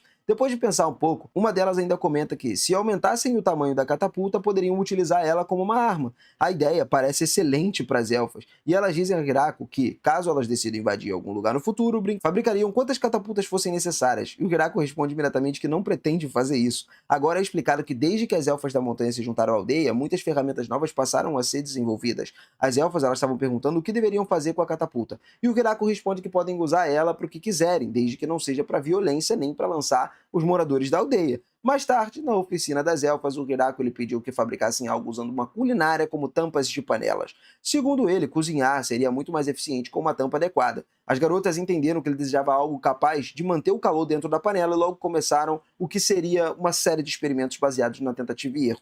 Percebendo que precisariam de algo resistente, elas trabalharam por bastante tempo. E quando o Hirako vai verificar o progresso, percebe que acabaram criando uma panela de pressão. O problema é que elas não deixaram nenhuma válvula para liberar a pressão acumulada, e a panela apresentava um pequeno vazamento. E o Hirako ele até tentou vedar a abertura, mas quando ele fazia isso, acabava provocando uma explosão na panela. Mesmo assim, o grupo das elfas da montanha não desistiu. E já que não conseguiram criar uma boa panela de pressão, resolveram fabricar uma cadeira, mais especificamente uma cadeira de massagem. Como cobaia, escolheram Tia, que aparentemente sofreu das piores dores nos ombros ali, né? Só que quando o Hirako percebeu que a máquina possuía força demais, ele falou o quê? Pô, melhor a gente fazer o primeiro teste aqui numa abóbora, né? E ainda bem que ele sugeriu isso. Caso contrário, aquelas duas teriam sido praticamente executadas pelas máquinas, entendeu? E o pior é que a culpa era delas mesmas, já que, elas estavam limitando a potência durante os testes. E depois de ajustarem a força corretamente, Tia decidiu experimentar a cadeira e comentou que seria melhor se também fosse ajustada na posição. Com o sucesso da cadeira massageadora, Hirako agora pede que fabriquem molas para serem usadas nas camas. No entanto, as garotas criam molas extremamente grandes e resistentes. Ela sugere que sejam utilizadas nos veículos maiores como carruagens. O problema é que a aldeia não possui carruagens. Por conta disso, as garotas partem junto com Lasses para poder comprar uma de Maiko. E assim que retornam, instalam rapidamente o sistema de suspensão. Infelizmente, as primeiras molas não eram resistentes o suficiente, mas as elfas não tinham a menor intenção de desistir. Depois de muito trabalho, acabaram criando algo impressionante. Agora estavam prestes a testemunhar a resistência. Porém, ao ver o tipo de teste que pretendiam realizar, Hirako imediatamente se recusa a ser cobaia. Com a pista agora preparada, os experimentos finalmente começam e a carruagem é lançada pelos ares. O detalhe é que, quando ela atinge o chão, as molas funcionam, mas não exatamente da forma esperada, tá? Porque ela começa a pular muito, e uma das elfas então confessa que utilizou o pó de escama de dragão para poder reforçar as molas. Quando finalmente conseguiu aterrissar, ela comentou que ainda tem espaço para melhorias, porque acredita que poderiam ter voado ainda mais alto. Hirako rapidamente deixa claro que esse nunca foi o objetivo. Depois de uma longa sequência de tentativas e erros, eles acabam substituindo as molas helicoidais por feixes de mola ali de lâmina. O resultado foi bastante satisfatório agora, né? Funcionando muito bem, até mesmo com os caquinhos de carga. E como as elfas da montanha são extremamente teimosas, depois de um esforço finalmente conseguiram criar uma panela de pressão funcional. Algum tempo depois, a vila decide realizar um festival de outono. Porém, todas as garotas não conseguem decidir qual seria o tema, não importa quanto tempo passem discutindo. Sugestões começam a surgir de todos os lados, e ao mesmo tempo, Hirako observa o caos por um tempo ali antes de decidir se aquela abordagem seria boa ou não, né? No caso, não ia levar para lugar nenhum. Então ele pega uma caixa de sorteio e pede para que todos escrevam suas ideias e papéis e coloquem lá dentro dela, exatamente como tinha feito anteriormente. Só que ele abre uma exceção aí. Nada de competições de artes marciais, porque todas lembram muito bem de como aquilo ali terminou da última vez. Quando todas as sugestões são colocadas na caixa, o Heraco sorteia a primeira delas e descobre que se trata de uma competição de escorregamento. Sem saber do que se trata, ele pede uma explicação, e Florian conta que é um festival tradicional da região Balden, onde os participantes descem as colinas em alta velocidade. Hirako acha isso que parece algo tranquilo e seguro, mas Florian rapidamente o corrige. Na região de Balden, aquilo é considerado um dos esportes mais perigosos que existem, principalmente porque os competidores de lá são enormes e colidir uns com os outros durante a descida é visto como uma parte completamente normal da competição. Kako decide colocar a mão na caixa novamente e tenta a sorte mais uma vez. Porém, o novo papel sorteado também indica competição de escorregamento. Fica claro que não tem como evitar o resultado, e assim todos aceitam a decisão e começam a organizar uma versão de competição que não termine em desastre. Para isso, estabelecem uma regra fundamental: provocar colisões intencionalmente contra os outros participantes é estritamente proibido. Com a regra definida, eles passam a uma construção do local do evento. O problema imediato é que não existe nenhuma colina nas proximidades. Para resolver esse problema, eles cavam um enorme buraco no chão, utilizando toda a terra retirada para construir uma colina do zero. Eles foram lá compactando, moldando o terreno até formar, de fato, uma inclinação adequada. Depois disso, constrói uma pista completa, né, que se estende ao topo da colina até o buraco localizado na parte inferior, e toda a construção leva vários dias, mas eles conseguem concluir ela. Quando finalmente terminam, até mesmo o Florian está lá admitindo que o resultado ficou muito melhor do que esperava. Ela acredita que aquilo tem um potencial para se tornar uma grande tradição da Vila da Grande Árvore, pelo menos pelos próximos anos. Não demora muito para que o festival de outono comece e a competição de escorregamento finalmente está prestes a acontecer. As regras são simples. Os participantes eles descem pela rampa ali sobre as pranchas e terminam o percurso caindo na água. O vencedor é determinado pela distância alcançada depois do salto, de forma semelhante ao salto de esqui. Hanan é a primeira participante, e aí, na sua primeira tentativa, ela não consegue ganhar impulso suficiente de deslizar corretamente. Porém, depois de algumas tentativas, pega o jeito e realiza um salto razoável, alcançando uma distância respeitável. Doga é o próximo. Depois, desde o início da descida, ele demonstra um controle impressionante sobre a prancha. E observando suas técnicas de distância percorrida, Floron conclui que, cara, provavelmente receberia um novo recorde com uma apresentação daquele nível. E a próxima é Floron. Só que, no entanto, ela acaba ficando confiante demais durante a descida, e por causa disso perde o controle e cai na água antes de concluir a tentativa adequada, ficando firmemente na última colocação. Tia participa logo em seguida e depois de saltar a rampa, ela abre as asas e começa a voar para aumentar a distância percorrida. Infelizmente, isso daí não é permitido. Por esse motivo, Flora anuncia imediatamente sua desclassificação por violar as regras da competição. Lucy é a próxima participante. Ela realiza uma apresentação extraordinária. Além de estabelecer um novo recorde, supera até a Doga, né, em termos de controle de prancha, deixando todos impressionados com a sua habilidade. A próxima competidora é Senna. Todas percebem que estava um pouco envergonhada de saltar, né, da rampa porque não quer que as pessoas vejam seu umbigo. Ela então passa algum tempo hesitando, tentando reunir coragem e por fim consegue vencer sua timidez e se lança pela rampa. Depois disso, todos aplaudem ela por ter conseguido superar o nervosismo. E agora era a vez de Kashi. Infelizmente, ela tem um desempenho terrível, cara. Acaba passando vergonha diante de todos os espectadores quando tudo estava acontecendo. E não querendo ser a única a se sair mal, ela tenta convencer Floron a se constranger também. Por isso, manda que ela pare de ficar lá só observando e faça um salto. Floron tenta escapar, dizendo que estava ocupada demais, atuando como comentarista do evento, mas Rosashi chega lá, continua insistindo, insistindo, insistindo, e no final ela cede, veste um traje de banho e se prepara para participar. Só que antes de iniciar sua descida, ela utiliza a magia do vento para ganhar impulso extra, aumentando a distância do salto. Infelizmente para ela, isso também viola as regras da competição. Como resultado, acaba sendo desclassificada. E todos têm grandes expectativas em relação a Last, já que, pô, ela possui uma natureza voadora, né? Ela corresponde perfeitamente às expectativas. Sua apresentação é espetacular. O enorme impacto que ela provoca ao cair na água arranca muitos aplausos e comemorações da prateleira ali. E com isso encerrado, Flora anuncia oficialmente o fim da competição e declara Daga como o vencedor da base da classificação atual. Entretanto, é interrompida repentinamente quando o Zabutan surge do nada para saltar na rampa, executando um giro espetacular. O momento é tão impressionante e cobre uma distância tão grande que acaba sendo suficiente para superar Dog e conquistar a vitória. Assim, o resultado final são completamente alterados no último instante. Alguns dias depois, o Hirako está lá, alcançando um novo marco como pai quando Alfred dá os seus primeiros passos. Assim que o Hirako ele menciona isso, Lucy corre imediatamente para vê-lo e fica extremamente orgulhosa, percebendo o quanto Alfred cresceu desde que nasceu. Todos começam a se perguntar quanto tempo vai levar para que ele comece a falar e qual seria a primeira palavra que ele vai dizer. Todos esperavam que seja mamãe ou papai, só que ficam completamente chocados quando Anne pega no colo e ele pronuncia o nome dela. E aí todos ficam encantados ouvindo aquilo e imediatamente começam a tentar fazer o Alfred dizer seus próprios nomes também. Quando a notícia se espalha, os moradores da vila passam a cercar o Alfred na esperança de que ele eventualmente pronuncie o nome. Em pouco tempo, ele se torna o centro das atenções de toda a aldeia. Alguns dias mais tarde, Fushu retorna à aldeia. A primeira coisa que faz é agradecer ao Hirako pelo antídoto que os moradores produziram para o seu filho, porque o remédio se mostrou ser extremamente eficaz. Ela explica que as condições do seu filho melhorou muito depois de tomar um antídoto que profundamente está grata, né, por conta dessa ajuda que recebeu da vila. Em seguida, ela direciona sua atenção para os novos moradores que trouxe consigo para poder se juntarem à comunidade. O Hirako ele fica muito feliz, percebendo que a maioria dos recém-chegados são homens, já que a vila sofria com falta de residentes masculinos tinha bastante tempo. Dito isso, o Hirako se dirige aos novos habitantes e dá calorosas boas-vindas à vila poucos instantes depois. Algumas semanas se passam, então, e Fushu vinha procurando maneiras de agradecer ao povo da Vila da Grande Árvore por ter curado seu filho, e durante esse período ela descobriu que uma vila estava procurando novos moradores, e diante disso pediu imediatamente para que os seus guardas reunissem pessoas dispostas a mudar para lá e enviasse para a Vila da Grande Árvore. O guarda inicialmente sugeriu enviar alguns escravos primeiro, mas Fushu recusou, porque não queria que os indivíduos de posição tão baixa fossem enviados como representantes. Ela desejava retribuir adequadamente tudo o que a vila tinha feito pela sua família. E o guarda então apontou dificilmente alguém aceitaria ir voluntariamente, já que a Vila da Grande Árvore estava localizada no coração da Floresta da Morte. Mesmo assim, Fushu sabia que, embora a Floresta da Morte estivesse cercada por inúmeros rumores assustadores, a vila em si vinha prosperando até então. Portanto, não poderia ser tão terrível quanto as pessoas diziam. Ela então decidiu espalhar cartazes procurando voluntários, só que ninguém se apresentou, porque todo mundo tinha medo de entrar na Floresta da Morte. E com esse plano fracassado, a guarda sugeriu oferecer oportunidade aos moradores de rua da cidade, já que, pô, para eles aquilo significava comida, abrigo, coisas gratuitas. E como esperado, não demorou muito para que todos sem teto da cidade se reunissem prontos e dispostos para partir.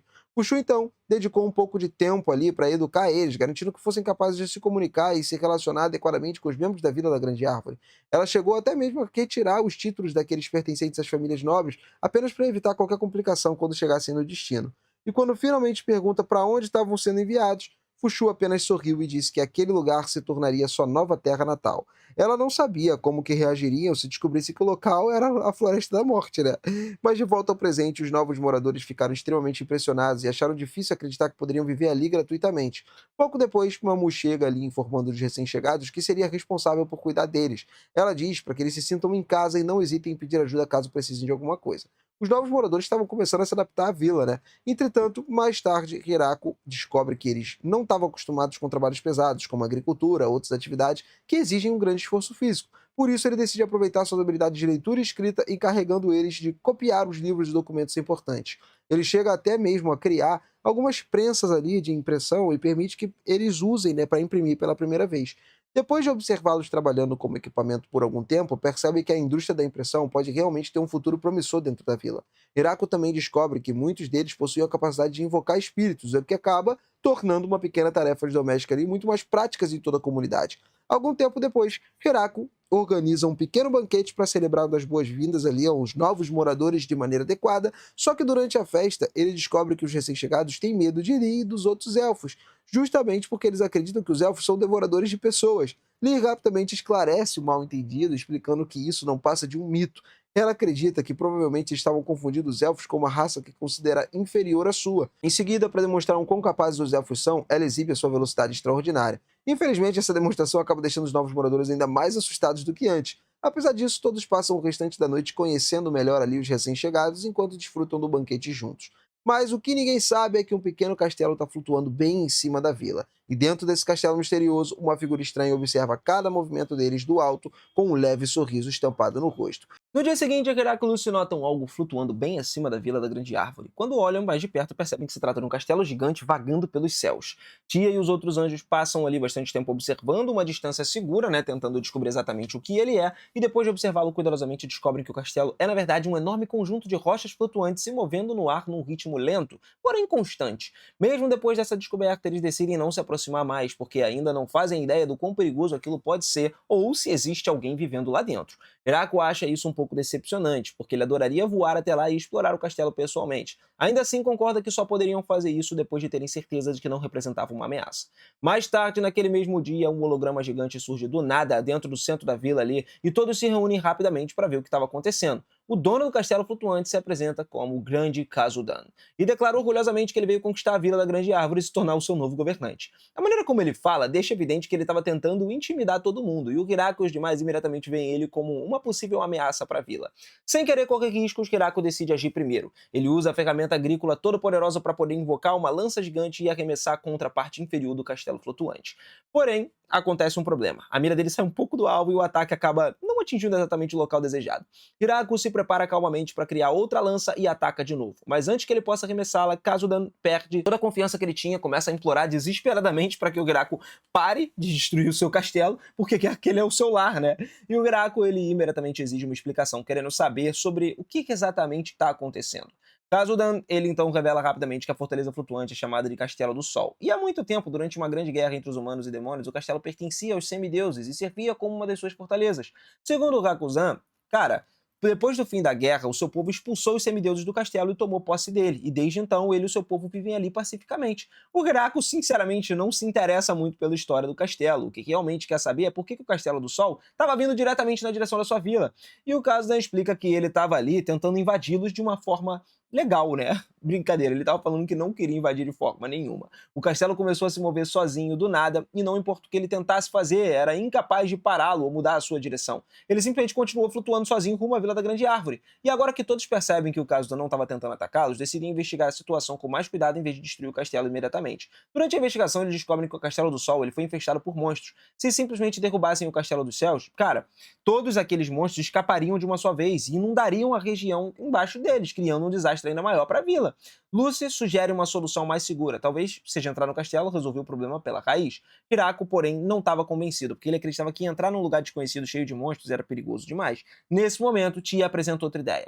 Ela diz ao Hirako que deveria deixar as operações nas mãos dos anjos, porque eles já foram conhecidos como semideuses. Como o Castelo do Sol originalmente pertencia aos semideuses, ela acredita que eles possam compreender seus sistemas ou talvez até operar os seus controles. Hirako fica surpreso ouvindo isso, mas depois de refletir por um instante, ele decide confiar em Tia e permite que os anjos liderem a missão. Depois de uma longa discussão, todos se unem para elaborar um plano. O grupo é dividido em duas equipes que vão entrar no Castelo do Sol para direções diferentes ali, né? A unidade 1 vai entrar pela parte superior do castelo, enquanto a unidade 2 vai fazer a entrada pela parte inferior, e dessa forma eles poderão vasculhar toda a fortaleza com mais eficiência e descobrir a causa dos seus problemas. No dia seguinte, as duas equipes partem para iniciar a missão e limpar o castelo flutuante dos monstros. Enquanto isso, o Hirako fica na vila. Decidindo que não tem muito para que ele possa fazer nesse momento, em vez de se preocupar, ele se senta ali e serve a si mesmo uma boa xícarazinha de café. Quem não gosta de um café, né? Conforme o tempo vai passando, ele consegue ouvir explosões ali vindas do interior do Castelo do Sol e vai deixando claro que essa operação já começou, que tem combatentes acontecendo lá dentro e tal, lutando. E enquanto observa tudo de longe, Osa e algumas outras crianças ali correm em direção a ele e pedem que vá brincar com elas. O Hirako, ele tenta evitar isso, dizendo que estava muito ocupado, porque estava coordenando toda a operação contra o Castelo do Sol e tudo mais. As crianças, porém, conseguem ver claramente que ele estava só sentado, não fazendo nada importante. Como elas se recusam a deixá-lo em paz, o Hirako acaba desistindo e decide passar um tempo brincando com elas. Depois de um tempo, uma empregada traz o jantar para todos e as crianças rapidamente param de brincar, se sentam para comer. Hirako também se junta a elas, mas mesmo enquanto aproveita a refeição, ele não consegue parar de pensar nas pessoas que estão dentro do castelo.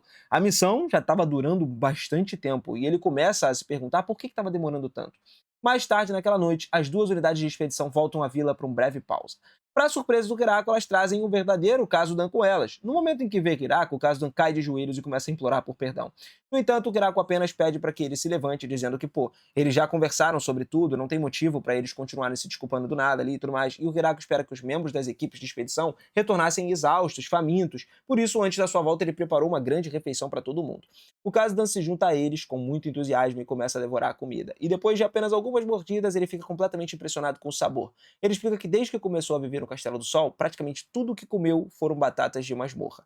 Por isso, uma refeição caseira, de verdade, parece algo inacreditável para ele. Ele gosta tanto da comida que gostaria que as outras pessoas do castelo também pudessem experimentá-la. Ouvindo isso, o Hirako concorda casualmente em enviar uma caixa inteira de batatas para ele. E vendo o caso agir dessa forma, o Hirako finalmente se convence de que ele não é um inimigo e que jamais teve a intenção de causar problemas.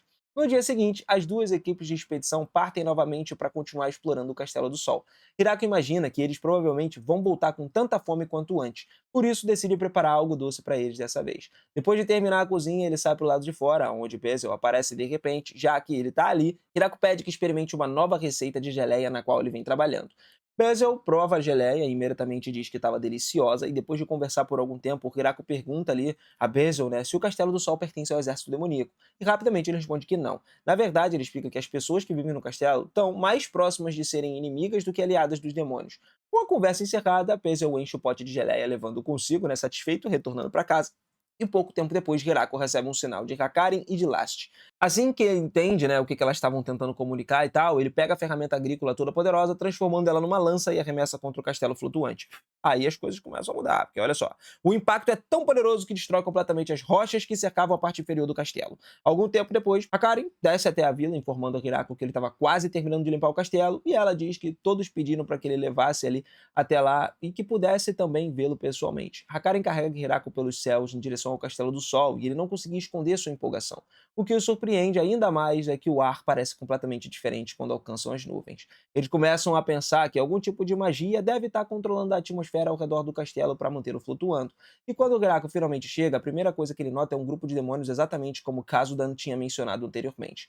Entre eles, uma jovem garota tenta proteger um pequeno monstro inofensivo que encontrou, mas um velho insiste que eles devem se livrar da criatura porque monstros e pessoas não podem viver juntos. Em vez de deixar a discussão continuar, Hikaru, ele resolve fazer outra coisa. Simplesmente sugere que a garota fique com o monstro como um animal de estimação, já que ele não machucou ninguém, e a sua resposta resolve completamente o problema, todos aceitam a decisão. Pouco depois, Kazudan corre para cumprimentar Hirako, né, e dar boas-vindas a ele do castelo, e em seguida conduz Hirako ali demais até o trono, sala do trono. Lá dentro, o Hirako ele é apresentado a um estranho trono de cristal que consegue falar. A princípio, ele fica meio confuso, né, com a cadeira falante, mas explica que é um espírito responsável por controlar todo o Castelo do Sol. Para que alguém possa comandar o castelo, o cristal precisa primeiro reconhecer a pessoa como seu governante legítimo. Infelizmente, não importa quantas vezes Kazudan ele tenha tentado, o cristal nunca o aceitou. De repente, o cristal do sol se manifesta e declara que só obedecerá às ordens de um verdadeiro semideus. Ouvindo isso, o Ricardo sugere que talvez os anjos devam assumir o controle, já que eles próprios já foram conhecidos como semideuses.